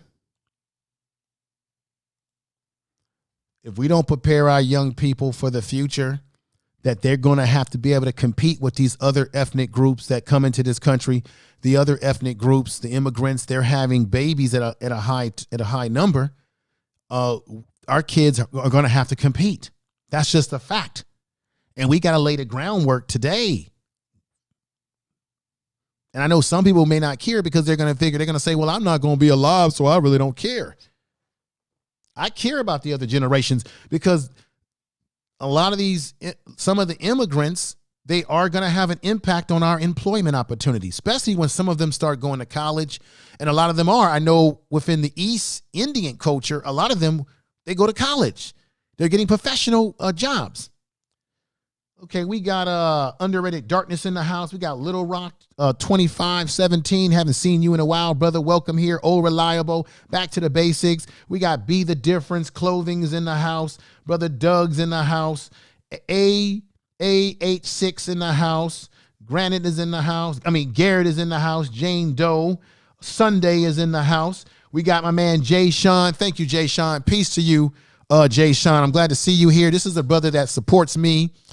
Supports the show behind the scenes. He's sort of like a supporting producer. Okay. He makes it possible for a brother to be able to upgrade the look of the style of the show because he supports me behind the scenes. So I appreciate that, Jay Sean. I appreciate all of you all in the chat room. Jasmine Virgo's in the house. And we've got Be the Difference Clothing. We got Old Reliable. Jasmine Virgo. We got J Dog is in the house. I'm so glad to see you here, J Dog. What's going on? B1's in the house. And anytime I see somebody that I can't pronounce their name, we got a very special guest in the house tonight. That's my brother. We got the Elder in the house. Peace to you, Elder. Glad to see you in the house. We got Baby Rashawn live in the house. Peace to you, brother. We got the brother. You know what? Brother Baba, peace, blessing, and everybody say peace, blessing, and love to the Elder, Baba Mashad. Brother Elder, I got to get you on my show for another interview. So at some point in time, I'll be calling you. You know I got the personal number. I'm going to call you, and we're going to get you back over here and get into some gritty talk with you, brother. But I'm glad you came on through. Give the Elder Baba Rashad, give him some love, everybody. Sonia C's, Jacqueline, Doug's in the house again. Underrated Darkness, J-Dog. Let me move on as we get close to conclusion, but I might open up the phone lines for a short time. Let me show you something. Remember I told you guys about this? About how, let me see. No, not that. Oh, God, what was it? Okay. Remember, Obama, United States pays 17 Indian tribes, $492 million to settle long time standing. So under the Obama administration, he gave money to Native American tribes. Obama budget included $1 billion for Native American education. President Obama budget request will include $1 billion for American Indian schools next year, including millions of dollars to renovate crumbling buildings, connect remote classrooms via broadband. Okay. The purpose of the administration office announced this week would add another $150 million to current funding levels for the Bureau of Indian Education, which oversees nearly 200 schools serving more than 40,000 Native American children. So this is money that Obama gave to the Native American, community, and they didn't have to. They didn't beg for it. Obama didn't tell them, come back to me later. Obama didn't say to them, well, I can't give you a package just for you, because if I give it to you, see, I'm the president of all people, so I got to come up with something that trickle downs to all people. Obama didn't say that. He gave them that, and I know that the Native Americans in America are a sovereign nation. I get it. But check out what Obama did again, ladies and gentlemen. Obama administration embarked on a $12 million for Holocaust survivors found to be distributed over 5 years. So Jewish people in America who are living below the poverty level, and black people, we're living below some poverty too now. Shit, go to some of these southern states. Go to the Brown Belt area of Alabama, where you have black people living in communities where there's sewage. In the World Health Organization, they said this is the worst. They said it's just as bad as a third world nation. I think it was the United Nations had a guy come out and review this area in the Brown Belt area of the South. And he said it's just as bad as a third world country somewhere else. So Obama administration funds to be distributed over 5 years, $250,000 United States victims of Nazi persecution living under poverty line in the United States. Where was the money for us, Obama? Where was the reparations? Cut the check. You know, where was that at? We didn't get it. We didn't get it. They said, sorry, we can't do anything for you Negroes. Remember I told you guys a week ago in Seattle is set to put out $9 million for COVID-19 relief funds. Thursday, that was a couple of weeks ago, that will give cash grants to undocumented immigrants unable to access federal stimulus money. And these same undocumented immigrants are eventually going to be made citizens, and they're getting a leg up already, on top of the fact that they're going to have a leg up anyway in terms of their population, the makeup of the country. So right here, Relief Fund Thursday will give cash grants for undocumented workers under the Access Federal Stimulus money that are undocumented immigrants unable to access federal stimulus money. The city fund, which will accept applications until November the 5th, that was a week ago, added to $40 million state is making available to undocumented immigrants for help during the novel coronavirus. Both the city and the state funds are offering 1,000 to 3,000 grants per household. Where is black people's Where is our package?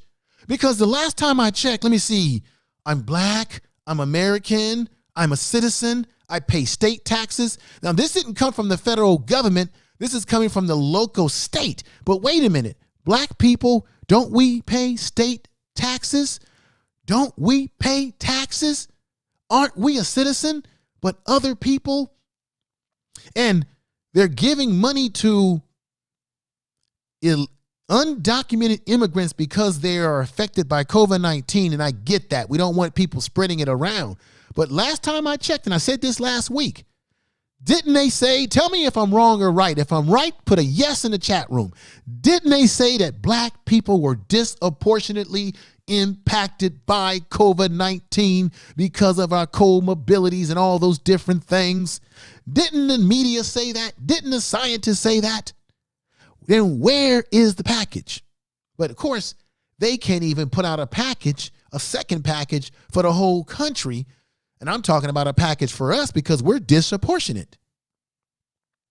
Now, I just got a super chat from brother Mr. Lawrence, who just came through saying, Information Man Show, keep reporting the facts, my brother. Hey, my brother, now you're going to make me play the funky music and give you the celebration that you deserve. And here we go. Yeah, super chat. Thank you for the super chat. Thank you for the super chat. Tell them run it on. I wake up. Yeah. I wake up, flex, thumb down now. Check, no drip, this wet. Tell them run it on. No sleep, no rest. Might crash, might wreck. But first I stretch. Tell them run it on. I wake up, flex, thumb down now. Check, no drip, this wet. Tell them run it on. No sleep, no rest. Might crash, might wreck. But first I stretch. Tell them run it on. 9 out of 10 roll through my hands, I'm by my lonely. Turned to a savage, now my baby wants to hold me. I love my fans, don't need no friends, I got my homies. Thought I could trust you. All right, my brother. Thank you for that super chat. I appreciate that so very much. Appreciate that. Super chat. Thank you for the super chat.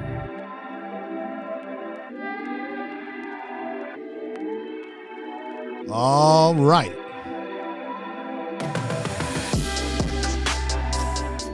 Okay.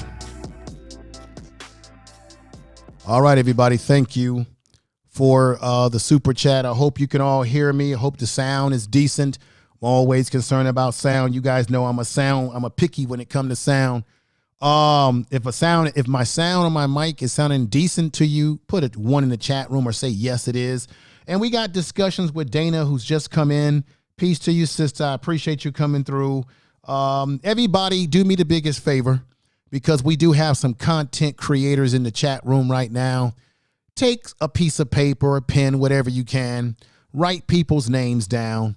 And if you have a chance to find them on the search engine on YouTube, go and subscribe to their channel. I see you, Sonia C's. Jasmine Virgo says the sound is good. Grace says the sound is good. Monique Hill says the sound is good. Back to the Basics says the sound is good. Mr. Lawrence, who gave me an incredible super chat, says the sound is good. AC, who also gave me incredible super chat, said the sound is good. Sunday. Then it's great to see all you all here. We had a big we had a pretty good crowd. We got a good crowd tonight. We got let me see, AC again. Sunday says yes. JLJ504H says 1. Jane Dunn. Underrated Darkness is in the house. Earl Owens. We got T, a girl, or T. See, anytime I get somebody that I can't pronounce their name, what I'll do is highlight their name and then put it in the chat room and say peace to them. That's the way. That's how I'm going to fix that little problem. And let me see. Peace. There we go. And we got Garrett, who's come back in. Who are our God creators? Garrett says, who are God's creators? That's a powerful question you just asked, brother. Anybody want to take on that question? That's a powerful question. We got Joe, who's come in the house. Underrated Darkness. And we got J-Dog. Good to see J-Dog here. And we got Ramil, who's come in the house. Peace to you. Peace to you, brother. I'm glad to see people coming through tonight. So let me go over to the other slide as we get close to a conclusion. And let me show you the one. I'm in California, and let me show you Governor Gavin, who he really wants to run for president in 2024, but he's going to have a little bit of an issue because that Kamala Harris, they're going to try to have her run in 2024.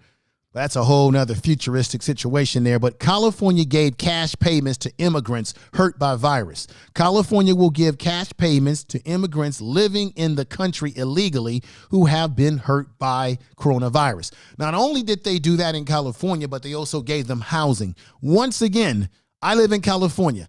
Black people were said to be disproportionately affected by coronavirus, ladies and gentlemen. We were said to be heavily affected by coronavirus, and yet there was no package in California for black people. There was no package that was created for us, okay? However, Newsom did pass a provision to do a study for reparations in California. Only a study, no money. So, black people, they say we are disproportionately affected by the virus. There is no individual packages for black people that are being hit by this hard, like in places like Milwaukee, California, what have you. But the illegals get a package tailored for them. Our tax dollars. Very interesting. I find that very interesting. And once again, everybody, like I said, if you haven't had a chance to subscribe to the Information Man Show, go ahead and subscribe. It won't hurt you. Go ahead right there. You see it right there. Go ahead and subscribe and check out the program. It won't hurt you at all. And as I said before, I'm going to put it back up here. As always, black fathers will always matter. Black fathers matter. That's my campaign. I've been talking about that a few times here and there, that black fathers do matter. We are a big part of this society.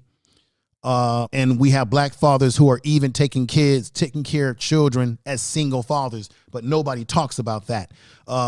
So not every brother out here is raggedy, dusty, musty, and crusty and not taking care of their kids. Okay. You have black men who want to be in the life of their kids. And sometimes the family court drive us out of the life of our kids. And sometimes some women, I'm going to say some women, will do things to make it difficult for a brother to see his kid if it's a situation where a father is separated from the mother or divorced, things of that nature. So I want everybody to keep that in mind. That's very important. And as you know, I do podcasting as well. check me out on these particular platforms if you can. Let me take that off of there real quick. And let me just put this on the screen there. Put that on the glass there. You know, you got Spotify, you got Apple Podcasts, Google Podcasts, Stitcher, iHeartRadio Podcast, things of that nature. So check those areas out and be a part of what Brother Information Man is doing over here. And let me put something back over there in that corner side and get that going. And boom, there we go. Put that move that like that, and boom, like that, like so. Here we go, back at it like that. So let me see. Somebody got, okay, Joe got his butt timed out. Good. Should have been timed out if he says something smart and inappropriate. Don't come over here. My program, ladies and gentlemen, is about solutions. It ain't about just complaining about the problems, but we have to have solutions. And that's why tonight I started off saying that the only way we're going to be able to deal with the way America is changing and shaping for the future is that black people are going to have to prepare ourselves, prepare our children for that future, educationally, okay, physically, spiritually, mentally. We have to prepare for the future and where the future is going. If we are ill prepared, and if our communities continue to sink down, we are doomed going into this future in terms of how immigration is going in the future in this country. Now, let me bring up something else that I want to bring up. How many of you guys remember this? This is very emotional. This is about immigration, how it affects black people in Los Angeles, California. Here we go. How many of you guys remember this? I did a video when I first started my YouTube career. As I was moving on down the little big road of my YouTube career, I did a video about this subject. It should be in the archives of my channel. Gang members get prison for firebombing black families in Baldwin Heights in Los Angeles, California. This is what was happening. You've got illegals. See, nobody wants to talk about this. You got illegals,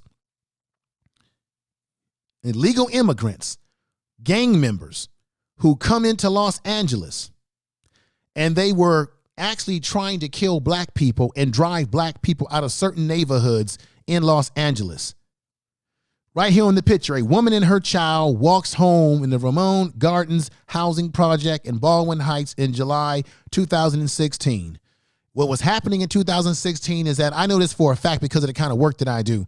The Mexican mafia has a green light on black people in California. They want Califia back. What is Califia? California is named after a black queen.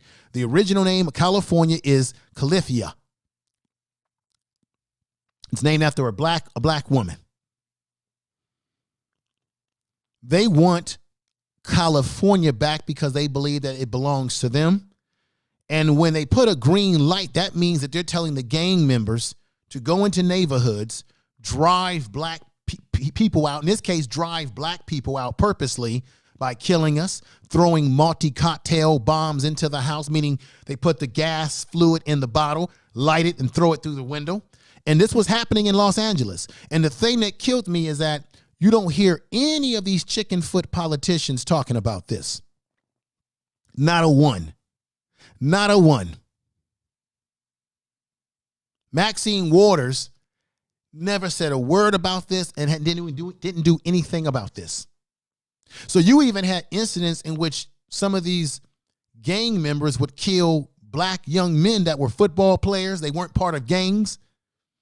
And they would just automatically think that it was a gang activity when a young man was going to football practice or something. So this whole thing about there's a black and brown coalition, no, we got a lot of problems in California between black and brown. Okay, this has been happening in Los Angeles for some time now. Let me tell you what happened eventually. So that they arrested these guys that did this, but this stuff has been going on for a while. And let me show you this. So this is what happened. This is in the Los Angeles Times. A gang member who helped carry out a racial motivated attack on black families living in Los Angeles housing project were sentenced Monday to 13 years in federal prison back in 2014. They're probably still in there right now. What I'm saying is these are illegals that come over as part of the Mexican mafia gangs. These individuals come over, and some of them are here. They're gang members in Los Angeles that are born here, but there are a lot of them that come over illegally. And because they want the territory to push the drug trade, and they are willing to take out black people, they have no problem doing that and have done it. But you didn't hear any big news about this when this article broke. There was no national news about this. It came out in Los Angeles Times. That's about as far as it went. There was a few articles here and there about this kind of stuff. So that's what happened. And I'm telling you again, black people, we gotta wake up, because if we don't, then we're going to put ourselves in jeopardy for things that happen that we're not necessarily going to be happy about.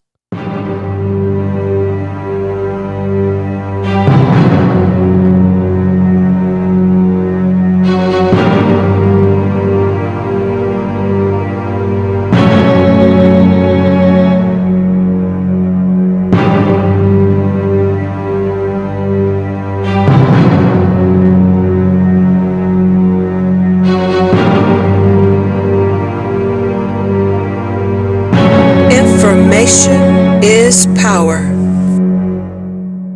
All right, ladies and gentlemen.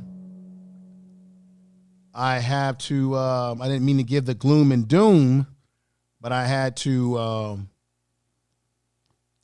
bring home the point that to me, it's a serious matter because of where the future is going if we do not correct some of the issues and problems in our community and prepare our youth. The only way we can change the narrative has to be through the youth. You may not be able to change the minds and the ideologies of older black people or even people that set in their ways. But I think there's organizations like 100 Black Men. You have fraternal organization, masonry organizations, the Prince Hall Masons, Black Masons. You have organizations of black men, brothers keepers. You got various different organizations where black men are coming together to try to create solutions to prepare our kids for educationally and prepare our kids for the future that they must be prepared for, because these other ethnic groups that are coming over here as immigrants and are going to be legalized as illegal immigrants to legal immigrants, they're not here to be friends with us. They're not here to play games with us. They're here to compete and get resources and get jobs and create jobs for themselves and economic growth. So we can't afford to be BSing around. Let me show you something else here. I know everybody is happy about Joe Biden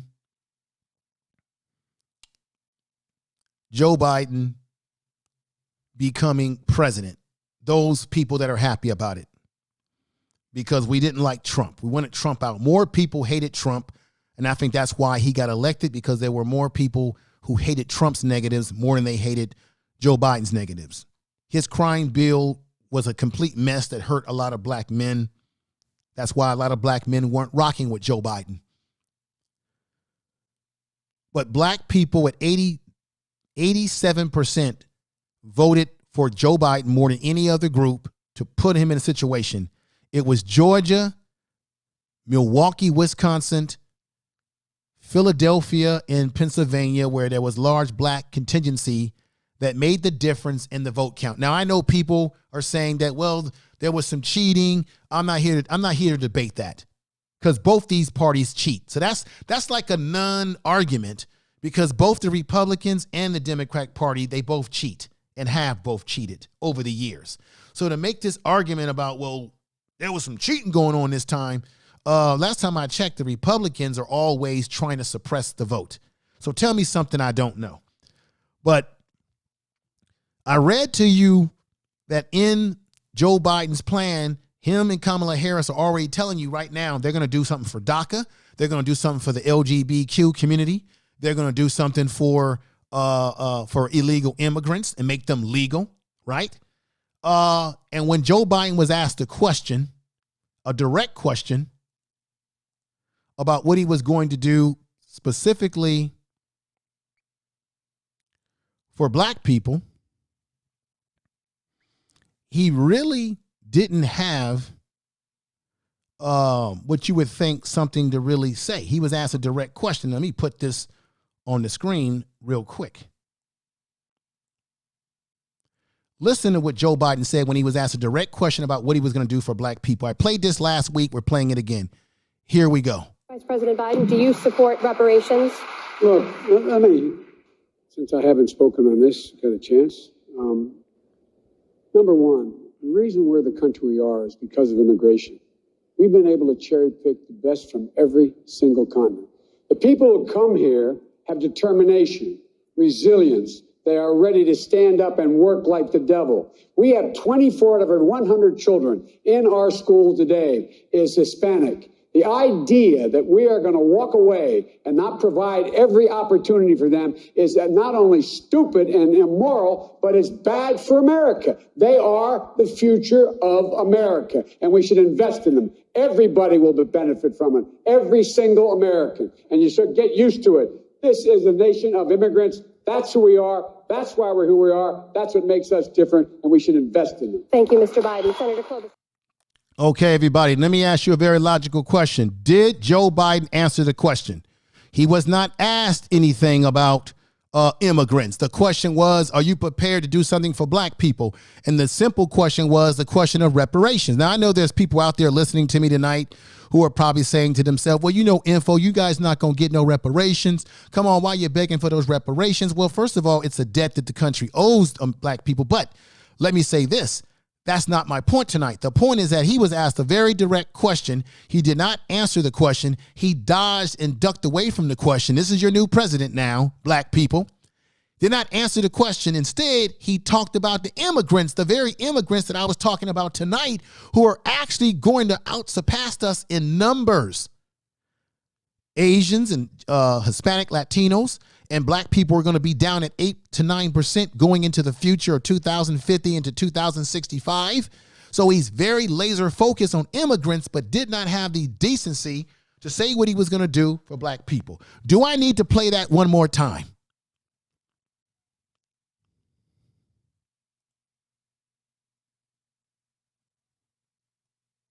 Here we go. Vice President Biden, do you support reparations?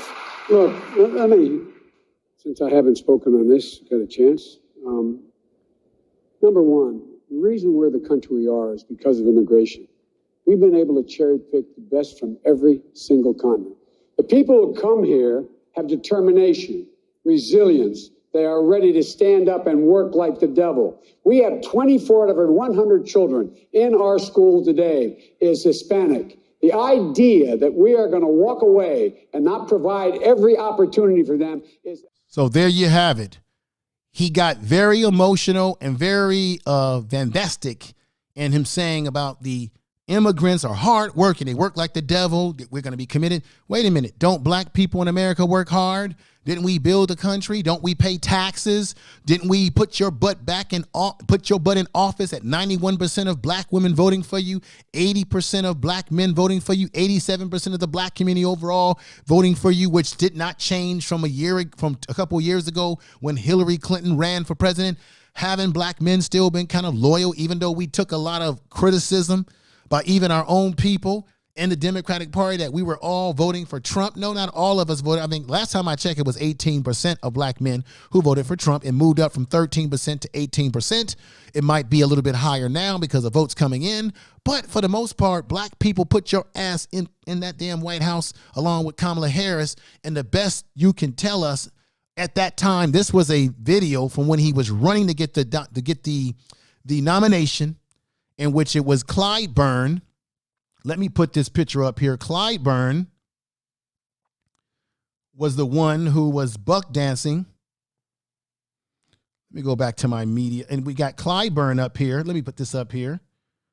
Remember Clyburn, so Clyburn was responsible for really putting Joe Biden over the top with the black population in South Carolina by giving him the blessing to become president of the United States that he is now, because they gave him the nomination. They gave him the Democratic nomination. And Clyburn just recently, so first of all, Clyburn gave him the blessing, even though this man told us when he was running for the Democratic nomination on that stage, he said that, for America. They are the future of America, and we should invest in them. So he says that immigrants are the future of America and we should invest in it. I don't disagree. They are the future. They're going to have the numbers, right? Black people, we're not going to have the numbers. Now, globally in the world, if you put us in the world, then we may, we can compete. But I'm talking about just here in America, we don't have the numbers. But that's not what he was asked. He was asked about reparations. Listen to this again. Vice President Biden, do you support reparations? Look, I mean, since I haven't spoken on this, got a chance. Number one, the reason we're the country we are is because of immigration. Boom. That question wasn't about immigration. That to me is very disrespectful and disingenuous of this man to sit up there and say that. Now let's look at Clyburn. Clyburn co-signed the man. Now look at this video right here. Clyburn was asked on ABC, and you're going to see some biscuits that were very appropriate for how he was behaving. You're going to see butter biscuits on the screen too. So you're going to get a laugh out of that. But here we got Clyburn when he's asked a direct question about what do you want from Joe Biden now that he's won the election, or he's the elect president. He's been elected president. And he should have said that I want him to do something for black people in South Carolina, that I represent South Carolina. Black people who have worked hard to help put him in office. Well, I would like them to see him come up with a package for my people. But he didn't say that. He did the Uncle Ben type thing. And let's hear him right now. Let's hear him right now.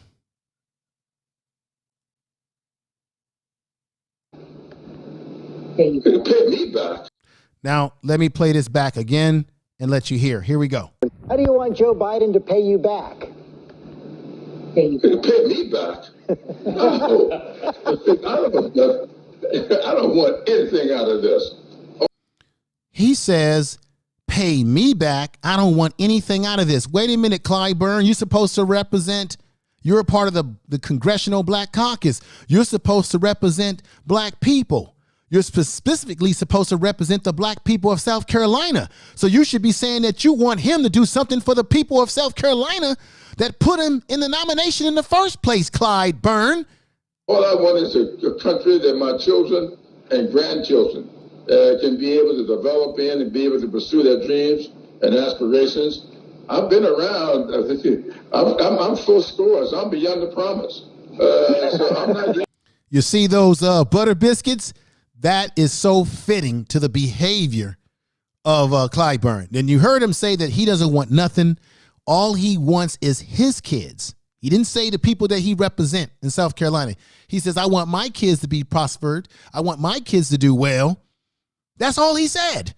Instead, he should have said, I would like Joe Biden to do something that could impact and help the poor and the people that are unemployed in my state, because Clyburn represents a part of South Carolina where black people ain't living too well, man. And you've been in office forever.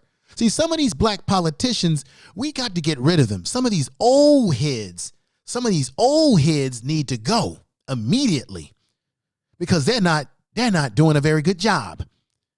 And that's why those butter biscuits on the screen are very fitting. Now he's laughing and giggling like Uncle Ben's rice. No. So this is really a damn shame. You know?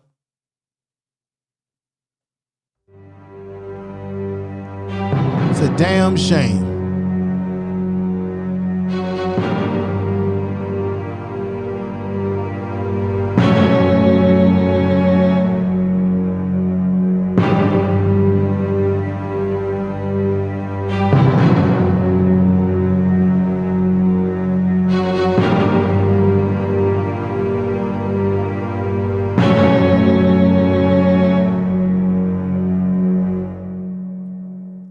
right, ladies and gentlemen, it's a damn shame. Let me drop another explosive video for you to watch. Let me say peace to B1. We got Beverly, Pam's in the house. Trump signed the executive order based on economic empowerment for the Asian and the Hispanic community. Interesting. Jane Doe is in the house. RY. AC says, I hate it here. Interesting. I mean, I got to probably get you on, AC, to get your opinion about, you live in the Southern California area. Really would like to get your opinion. We got to do a show maybe about that to get your opinion. AC, let me ask you specifically, because I know that you live in the LA area too. When I talked about the shooting that was going on down there, where you had these gangs that have a green light on black people in some of these more poor communities, is that facts? Tell me if I'm right or wrong. That was in the LA Times, that they were firebombing black people out of some of these housing project areas in the Los Angeles area. And it was being done by these immigrants. But nobody wants to talk about that. Everybody wants to tell us about we're people of color. Let's join hands, rainbow bright, rainbow bright kind of stuff. Let me put my rainbow bright stuff up right here for y'all. We're rainbow bright and all that kind of stuff. Woo, we're real rainbow bright. Woo, yes. Let's play the music to go with it too, baby. Let's see here.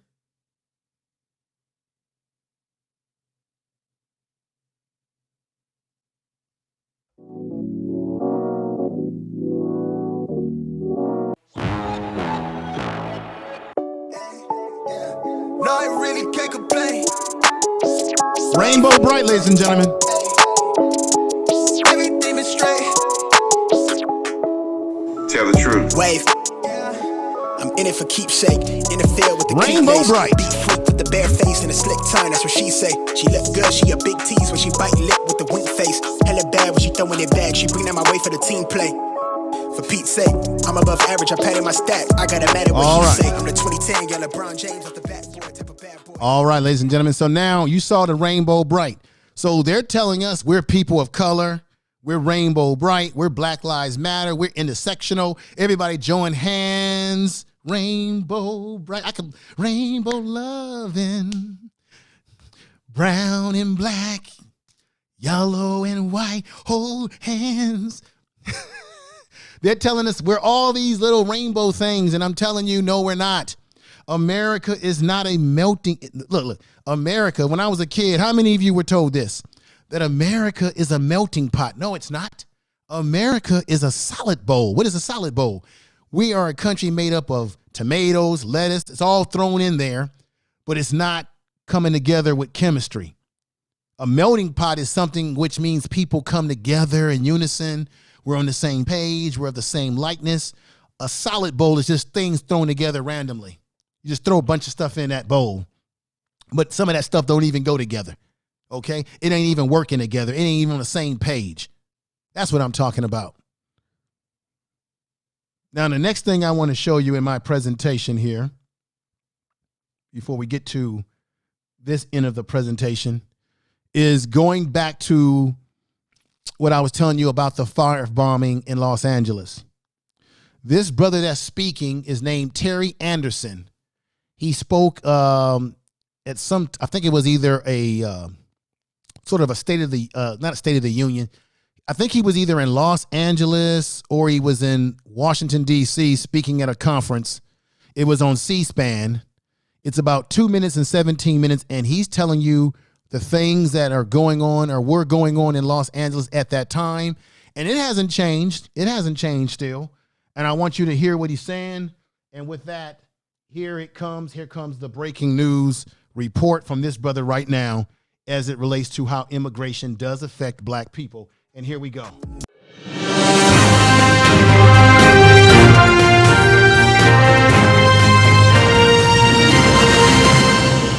Here we go, ladies and gentlemen. Refuse to address the problem. My own congressman refuses to address the problem. And I think the problem is black folks see all minorities as allies.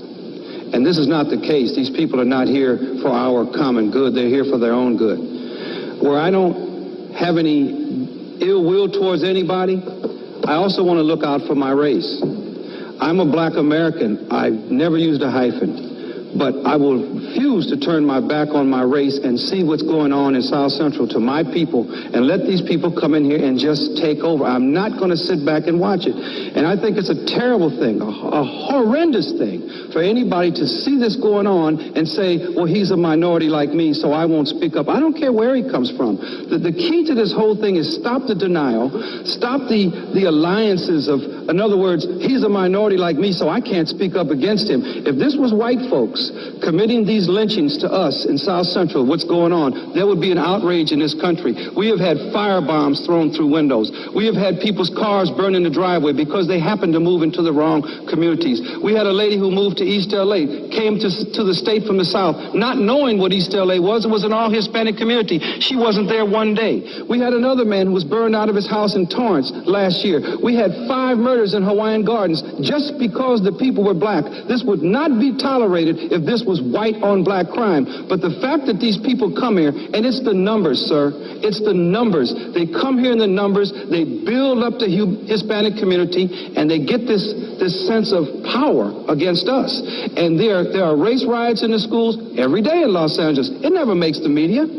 The black kids are being run out of the schools every day and told to go back to Africa. It never makes the media. We are having people who are being discriminated against on every avenue of society. Economic, schools, even in our prisons now. They have drawn lines, and our prisoners in California are being beat and harassed and raped by Hispanic gang members who recently arrived here because of the numbers. My answer to you, sir, would be we don't need any new laws. Enforce the ones we got.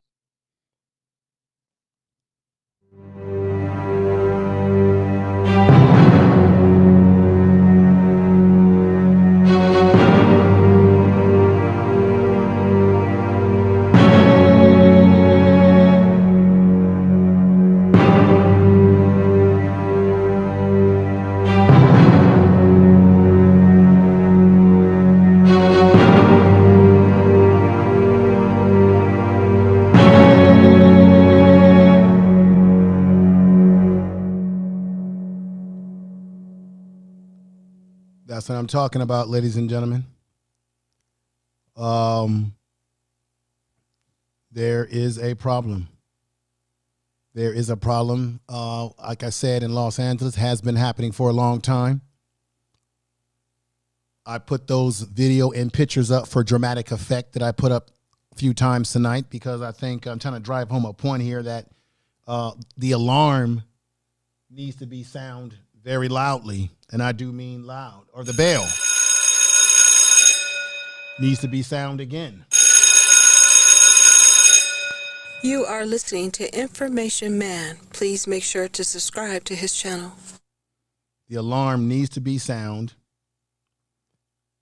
for these situations that are occurring.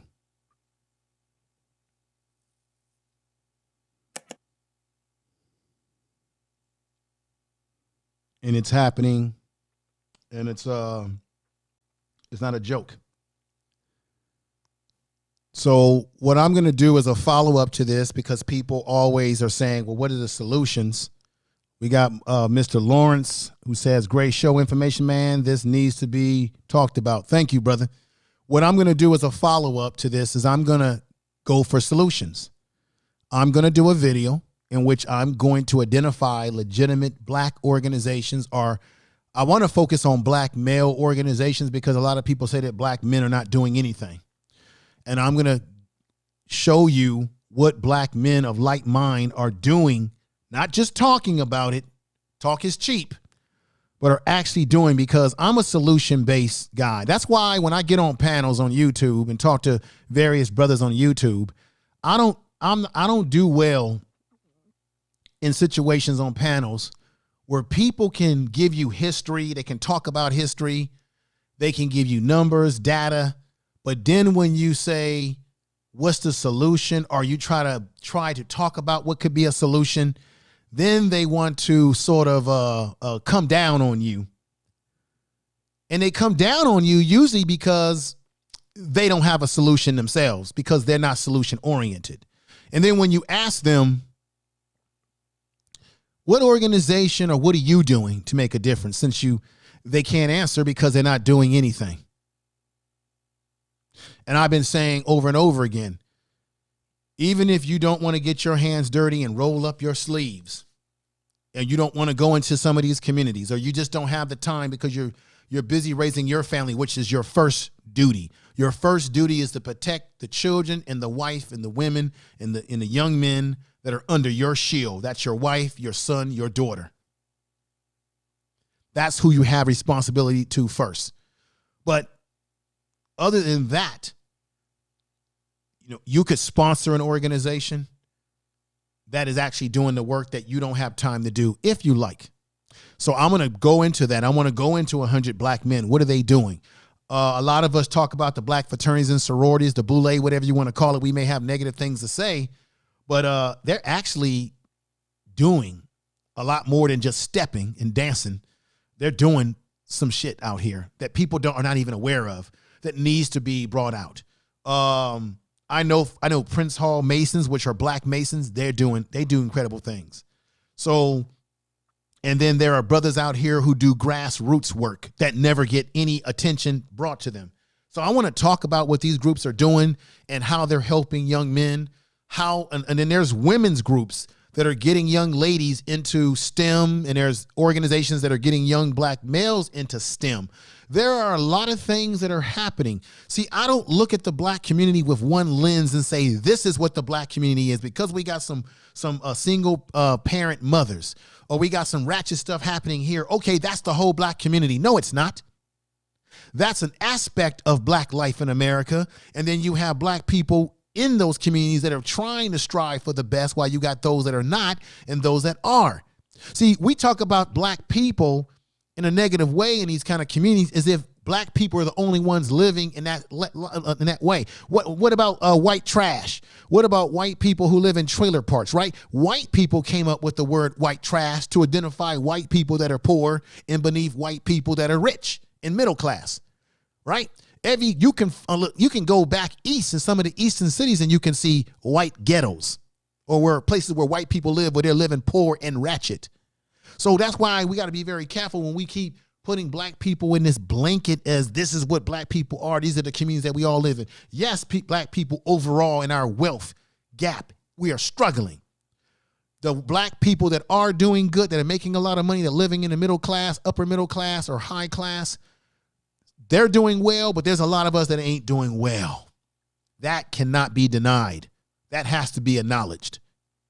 That is the truth. I get that 110%, ladies and gentlemen. I appreciate everybody coming through. And somebody super chatted me, and that was Back to the Basics. So she gave me a $20 super chat. And you also cash app me earlier today too, sister, and I really appreciate that. So let me go into it and play the funky music. And let's get it going. Yeah, super chat. Thank you for the super chat. Tell them run it on. I wake up. Yeah.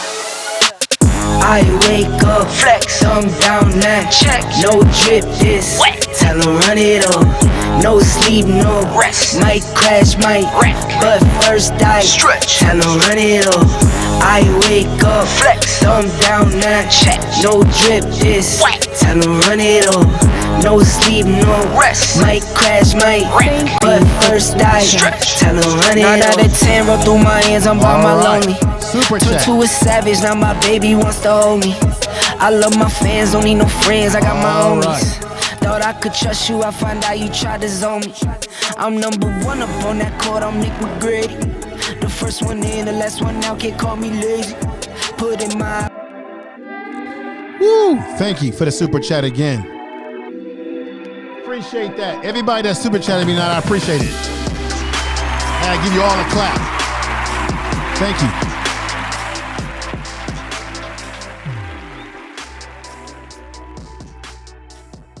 I definitely appreciate that. Let me see. We got Mackie, Solomon, Samuels. Samuels is in the house. He says, Kid Organic did a series about the violence in Los Angeles high schools when black guys tried to talk to Latinos. Interesting. I'm going to have to look that up. I know who Kid Organic is. We got K-Man 852, leave California, he says, folks. And then we got Sunday, I understand, Doug. So we got Doug in the house. Then we got CJM in the house. Appreciate you being here. We got highly favored in the house. Big problems. Yes, it is. Thank you for being here. Lawrence again, Mr. Lawrence, back to the basics. Sonia C's, Doug. We got Dork Beverlin. Thank you for being here. He says replenishing our numbers are beyond understandable, and about 4% of the 14% black number boasted by Africa and Caribbean immigrants. Okay. And like I'm saying, I'm not hating on Caribbean or African immigrants, but we do have to understand that there is a difference in culture in the way black people have grown up in America, and there are things that are essential to us. Meaning not essential, but there are things that are relevant to black people in America who were born here by way of how things happen to us in this country. So we do have sort of a culture amongst ourselves, giving our lineage in America, just as someone from the continent has a culture and a language and a way that they behave and act and behave that is based on where they grew up. You know, I said this before. The brothers and sisters in the Caribbean have been in the fight against Great Britain to get their reparations. They have an organization called CARICOM, if I'm not mistaken. The brothers and sisters in the continent, like South Africa, for example, they've been in a battle to get land back that was stolen from them by those Europeans that came over there and stole their land. And I, as a black man in America, have no business and no right to tell them that they should not fight for what is rightfully theirs. And I should not have my hands out to try to say, hey, what about me, when that is their plight from their situation. I'm not saying that these groups are doing that to black people, to ADOS, black folks. I'm simply saying that's my perspective. I don't get involved in situations that are really not my business to tell brothers and sisters in the diaspora how they should fight for that which is due them, such as debt that's owed to them. I just can't do that. That wouldn't be the right thing to do. Let me put this up on, let me see. Do I have this set up here right? Let me see. Do I have this set up here right? No, I don't. Let me put this up here and go right ahead. No. Let me go over here and do this. There we go. Make sure that you subscribe again to the program, because I would appreciate that. There you go. Subscribe to the channel if you haven't done so. You are listening to Information Man. Please make sure to subscribe to his channel. Definitely would appreciate that. Let me see where I'm going with this right there. So definitely subscribe. Don't mess around. Subscribe to the show. And let me put this back up here. Boom. Like so. So definitely do that. I appreciate that. Let me see. I was going to open up the talk line tonight, but I think I'm going to probably not do that tonight. We got Prophet of Thought series. No one does like that, Info Man. Hey, thanks a lot, brother. Thank you. Make sure you subscribe to the show. If you are new to the channel, go over to my second channel. It's called Information Man Speaks Podcast. You see the logo above me, a picture of myself with the podcasting platforms that I'm on. Go ahead and go over there and subscribe if you can do that. I would definitely appreciate that as well. And I appreciate Prophet of Thought. I need y'all to check him out as well. He does debates. He has debates and all sort of things that go on over there on his channel. And he does really good stuff over there. They have debates. The brother is knowledgeable, a very positive brother. I have a lot of respect for the Prophet of Thought and what he does. But Prophet of Thought, I got to tell you, man, you know, I like going on your channel and talking, but I'm not going to be going on a lot of, I haven't really been going on a lot of panels in general. I've kind of taken a step back, but I'm probably going to decrease the panels that I go on, because brother, I'm getting to a point where I'm tired of talking to folks who ain't about solution. And I'm not saying that everybody panels that I've been on, that there are people on the panels who are not solution based, but there are certainly some that are not solution based.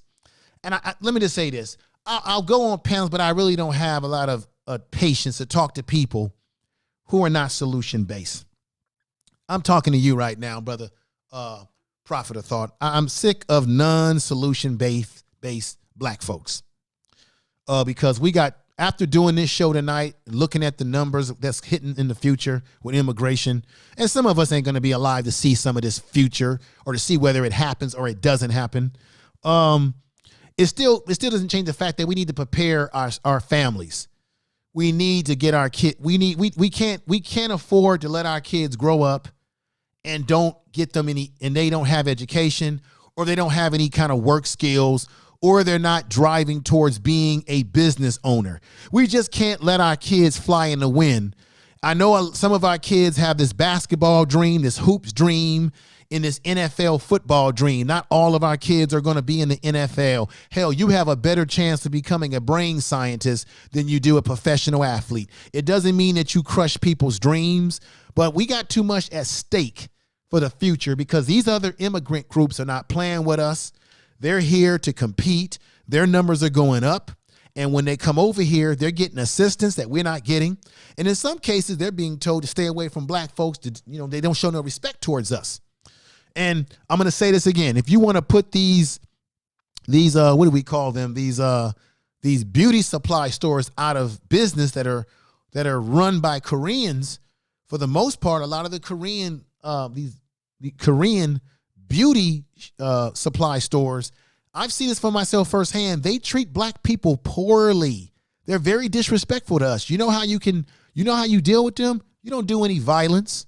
You ain't even got to cuss at them. Don't buy from their store. If every black person was to wake up tomorrow and say they're going to stop shopping at those particular establishments, guess what will happen? They'll go out of business.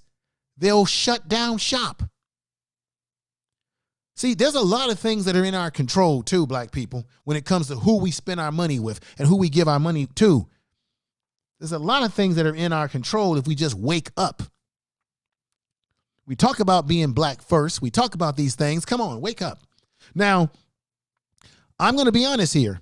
Being black first is great, but I do like work. I like working with people who have alike minds. But the thing is, I like working with black people even more so, who have that type of mindset of let's go do something. Let's get something done. Those are the kind of black folks that I want to be around. People that exhibit high vibrations, not low vibrations. Low vibrations is not getting you anywhere. Let me see here. We got Sunday who says black youth aren't listening to the elders these days. Well, I would agree with that there are some black youth that don't listen to elders. But the thing I understand about working with black youth is that you got to give them, they need a reason to know why it matters. They have to know a problem with our black youth is that you need to be able to present them an opportunity. So why do they need to do A, B, and C? You need to be able to present that to them and present them options. A lot of times when people deal with the youth, they don't offer them anything. They just say, hey, you listen to me because I'm the adult. No. Yes, you want them to listen to you, but you got to get them to buy in on why it's important. Because, our youth, like anything, they're young, they're kids. So they're going to be a little selfish and wanting to get what they want. So you got to be able to present to them what they can get out of this, out of the situation listening to you. What are you presenting to them? For example, prophet of thought. Prophet of thought is a businessman. Right? He can employ somebody. So, of course, a youth, and I watched him on Q Butter School, and shout out to Q Butter, where he was working with a young man and teaching him the mechanic. He's a mechanical engineer, I believe, Prophet of Thought is. See what I'm saying? So you get a black man like Prophet of Thought who has those type of skills. He can actually offer a black young man something because he has a skill trade that he could teach that young man, and he can show that young man that, hey, he can make a lot of money. Let's be honest. A lot of our youth, they want to make money. So if you're not presenting to them a pathway towards having a better life, being independent, having their own business, making paper legally, but making good paper, then they're not listening to you. The problem is some of us, we come to our youth and we want them to do something, but we got nothing to give them, right? We don't have an infrastructure. That's the problem I have with the baby boomers. The baby boomers didn't leave Generation X, my generation, any infrastructure that we could even pass on down to the millennials. So a lot of these younger generation, they ain't going to listen to you because they're saying, well, shit, you ain't got nothing. What have you created, black man? Have you created a business? You have an organization? What are you doing? How are you moving? See, our kids are impressed by not what you say, but what you doing. And what you doing, what can they see it in action? That's why when I've been involved in mentoring in my organization, we get black men that are professional, and we let black young men and ladies see real black professionals.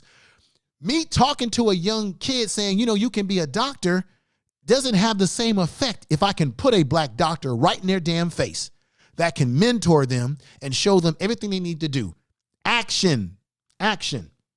Somebody just super chatted me, and I really appreciate that. That's the Prophet of Thought. He says, in many cases, youth are our only chance. I've been saying that, brother Prophet of Thought. Youth are our only chance. Thank you for the super chat. Now you're going to make me play the music and get it crumped up in here. Send the invoice and they pay me. Yeah. I need 6 rings like MJ and Tom Brady. Hey. I wake up, Face. thumb down now, check. No drip this, tell them run it up. No sleep, no rest. Might crash, might wreck, but first I stretch. Tell them run it up. I wake up, thumb down now, check. No drip this, tell them run it up. No sleep, no rest. Might crash, might wreck, but first I stretch. Tell them run it up. Y'all gon' make me take that trip way out to Europe. I call up Nigeria, come through. All right, everybody. Peace. Tell the truth. Tell the truth. Thank you very much for the super chat, Brother Prophet of Thought series. I'm glad you came through, brother, tonight. I know you normally do a show on Wednesday night. That's why I tried to go on a little bit early. I ran a little bit late, but I was going to open up the program for phone calls, but I think I'm going to shut it down. We got Peggy Roster in the house. She says exactly right. She said, Peggy Roster's coming to the house. Everybody say peace to her. She's a good sister there. B1, I love your super chat song. Hey, thank you, brother. Thank you for the super chat. Thank you for the super chat, everybody. We got Garrett. Let me see. Invest in infrastructure and land for RBG. Yeah, I'm a member of an organization called the BAIO. They're about land, infrastructure, and nationhood. Now, that's an organization that is about, they're sort of like a Pan-African organization. That's about the whole idea about the option of, hey, do you go to Africa? Do you build land? Do you build infrastructure? But what I like about that saying is that that's what black people need. We need land, we need infrastructure, and we need nationhood. We need that because with the future coming into 2065 and in 2050, the other groups of people that are coming to this country that are immigrants illegally here now, that will be legal because looks like Joe Biden is already saying he's going to legalize some of these folks. Their numbers are going to go up, which means their birth rates are going to go. They're having kids. And the truth of the matter is you can't raise children and put your kids into the world and think that everything is going to be a cartoon. Our kids are going to have to compete with the other ethnic groups that are growing in numbers as our numbers are coming down. We are 13.4% of the population now. It's projected that our population numbers are going down to 8%, not because we're not producing children. Black people don't have problems with producing. We do have a problem with we have too many children being aborted. Too many of our women are having abortions and killing or taking a lot. I gotta be, this is YouTube. They're taking a lot. They're having abortion which is causing the population to go down within black people. It's not that we can't produce children. That's not the problem. Is that we also are producing kids, but we do have a large percentage of ladies. I don't know what I'm not going to get into the circumstances as to why this is happening right now. That's for another show. But we do have a lot of black women that are aborting children for whatever the circumstances are. And that will have an impact on our numbers. Okay. We know that white people are not producing at high numbers. Their numbers are going down because they are having fertility problems within their race. For whatever the reasons are, we can do a show on that, or you can do research on that. But these are the facts. You look these things up. Our numbers are surely going to go down simply because the other ethnic group numbers are going up. So we got to do one or two things. We got to stop aborting our children. We got to start preparing and working with the kids that are here and not looking at them as throwaway children, and build them up, help them out. There's diamonds in the rough out there. Yeah, there's some kids out there that are ratchet that you can't get. They're never going to amount to anything because of whatever the circumstances are. Yes, they're out there. The guys that I deal with in my work are those kind of guys who did not listen. They're in prison. And some of them that I work with that are going to parole say they want to change their life. They want to do something. They said they've made a lot of mistakes.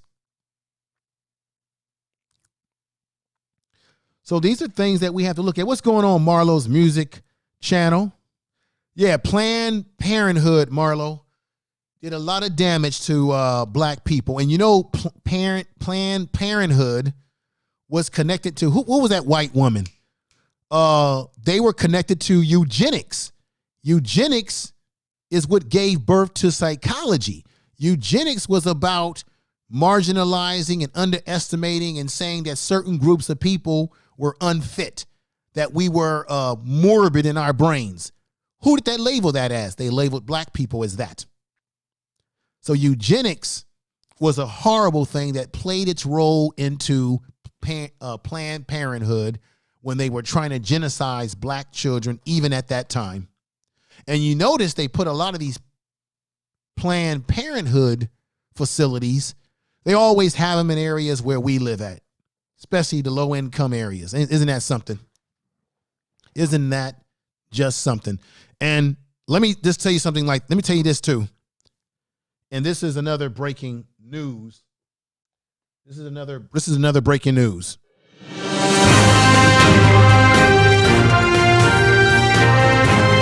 Tell the truth.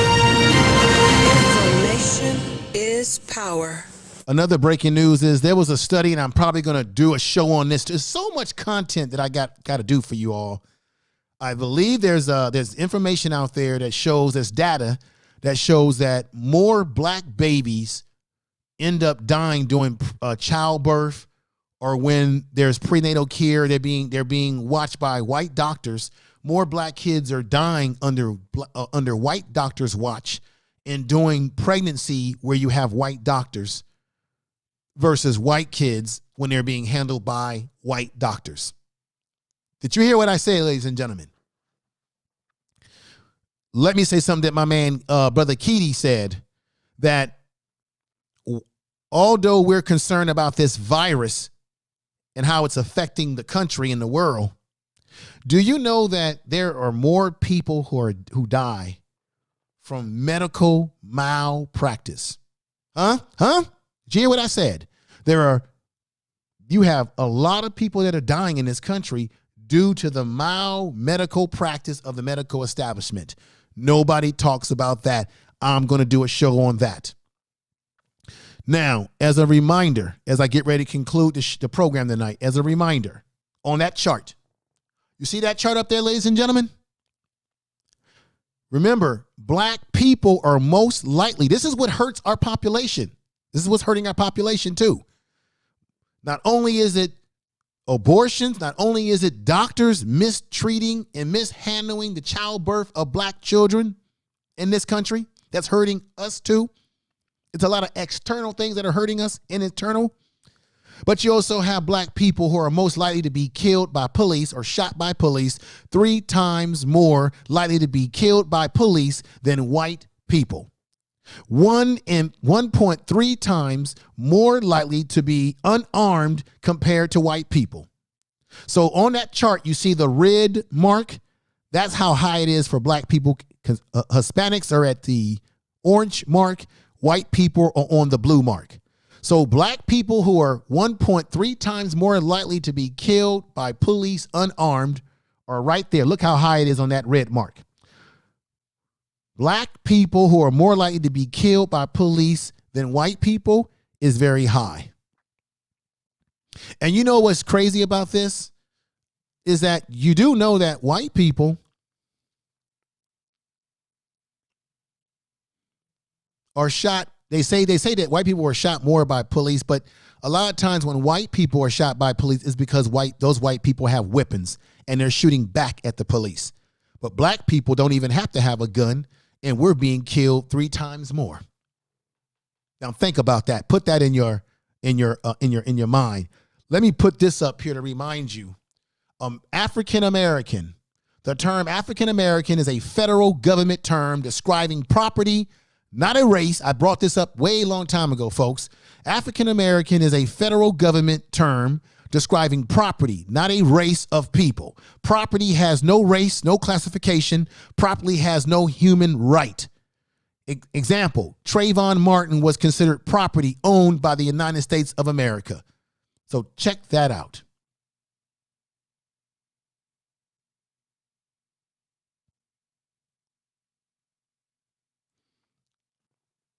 Hang on for a minute, folks.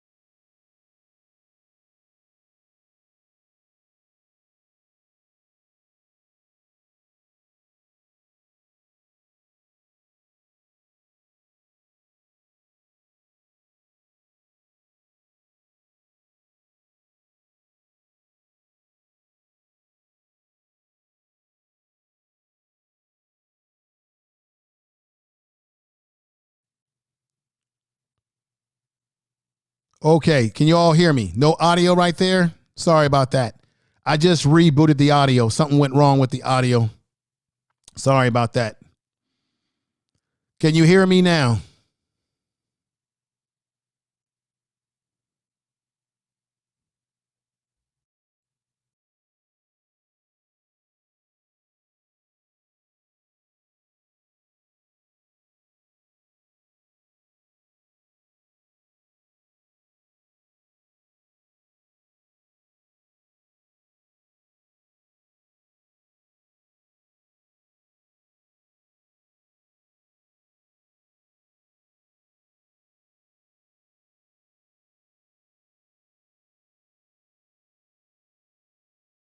Can you hear me now? All right. Yeah, I had a little problem with the audio. I apologize for that. You can hear me. Good. Let me see here. What was I playing? I'm glad that you all came over tonight and participated in the program. Sorry about the audio going out. I had to re-enter it back, put it back in. I didn't know that it was out. I hate when that happens. I really do. But I'm glad that you all came over and participated tonight and listened to the show. I hope you enjoyed the program. I hope you learned something tonight. I hope you will go out and do research. And if you want to know where you can find this at, it's the Pew, P-E-W Research, the Face of America 2065. You can read through the article yourself to get more information on this. Do your own research. I appreciate you all coming over and participating in the program tonight. I'll be back this upcoming weekend. I may or may not come on Friday night. I may come on Saturday around this same time, maybe 5 o'clock, which is a good time. 5 o'clock Western time, which will be 8 o'clock Eastern time, and 7 o'clock Midwestern time. So probably Saturday. If not Friday night, I'll do something Saturday. And maybe when I do the Saturday show, I can open up the phone lines and have people call in and given whatever subject matter that I'm going to be talking about. So I appreciate you all coming in and being a part of the program tonight. Let me do some shout outs, everybody. Let me see. We got Carway. We got Natural, who came in the house. Prophet of Thought. Solid Information Man as always. Hey, thank you, brother. We got Ronnie IQ in the house. Back to the basics. Mr. Lawrence 777. Sunday, who came in. Beverly, Pamela, thank you for being here. Let me see. Marlo's Music Channel. Peace, brother. I got to get over to your channel, brother. When you go live, I gotta get over there. Jane Doe RY, highly favored. Natural, check out her channel. She sells female products. Does a great job over there. Lewis is in the house. And Angela in the house. Sonia C's. Doug was in the house. Peggy Roster was in the house, in the building. Jane Doe. And highly favored. And let me get on out of here. I appreciate you guys being here. And appreciate it.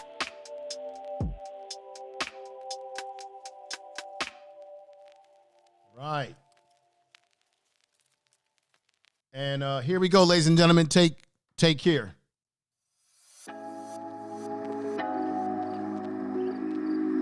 Peace. Everybody out there, it's been great tonight. I've been feeling emotional,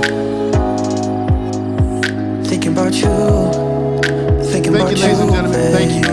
What can we focus on? Everybody check out my Instagram, Information Man Show. Subscribe to it. Over there, follow me there. Check out the Information Man Speaks podcast on all podcasting platforms and the Information Man Speaks podcast YouTube channel. Subscribe to that. It's on the page here. I'll be back with more programs soon. Peace. I'll never be sober if you don't pull me closer. Look me in my eyes and tell me how I'm hypnotized. I'm hypnotized. I've been feeling delusional, thinking about us, babe. Your body's so beautiful. Information Man. Please make sure to subscribe to his channel. Tell the truth. Can't get enough, 'cause I don't wanna see you with somebody else. And I've been feeling lonely in this king-size bed. I'm trying not to worry about the things you say. I ain't got the time, you're always on my mind. Baby, why you playing with my love? I'm trying to be patient with you now. I'll never be sober if you don't pull me closer. Look me in my eyes and tell me how I'm hypnotized.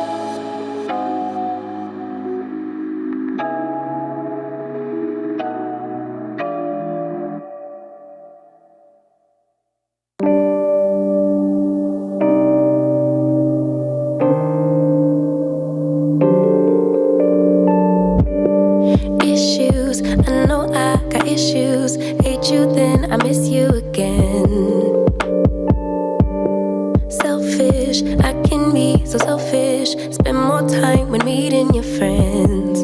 Please forgive my attitude. I want my cake and eat it too, but a little grace would be enough for me to prove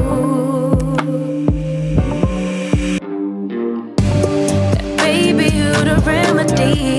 You're my mirror, I can finally see, bringing out the best in me. Yeah, I don't want no problems, but I know I got a lot of work to do. Baby, I'm not perfect, but I know I'm worth it, working out my issues with you, with you.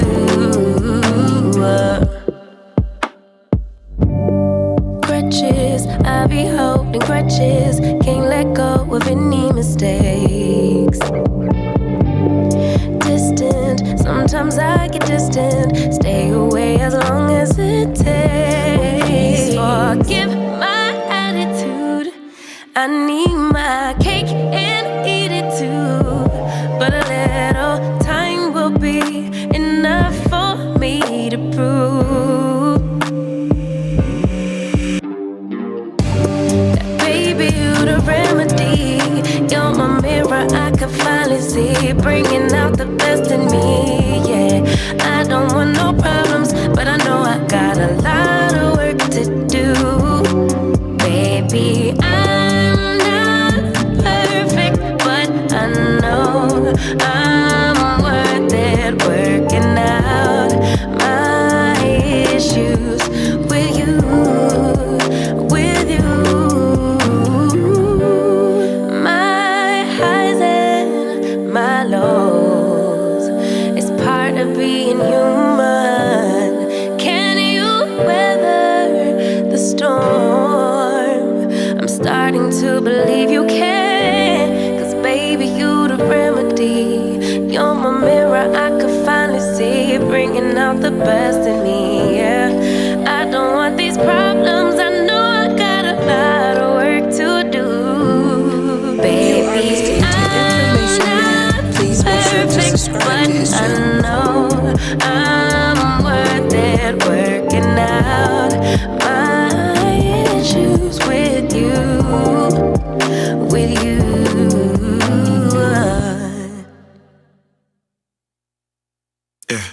Empty bottles of red wine laying on the floor from last night. We got a little drunk, yeah.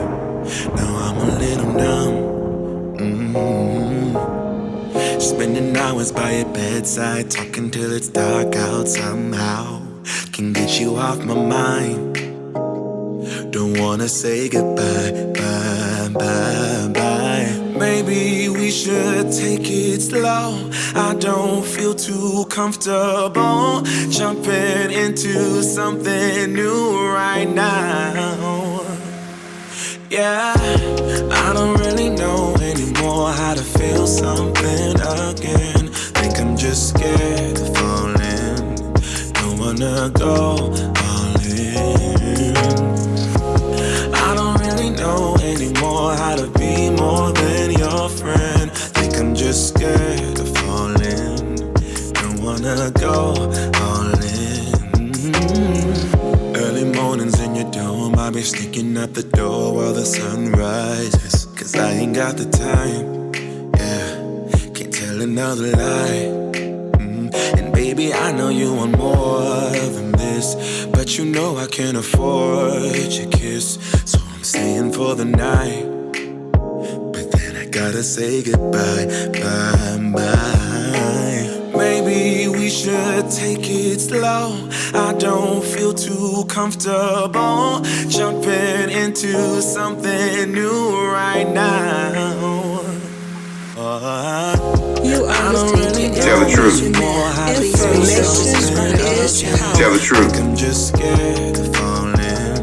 Information is power. I don't really know anymore how to be more than your friend. Think I'm just scared of falling. Don't wanna go all in. Yeah. Oh baby, I don't know. I think I'm scared of falling, and I really don't know how to feel again. Yeah, I don't really know anymore how to feel something again. Think I'm just scared of falling. Don't wanna go all in. I don't really know anymore how to be more than your friend. Think I'm just scared of falling. Don't wanna go all in.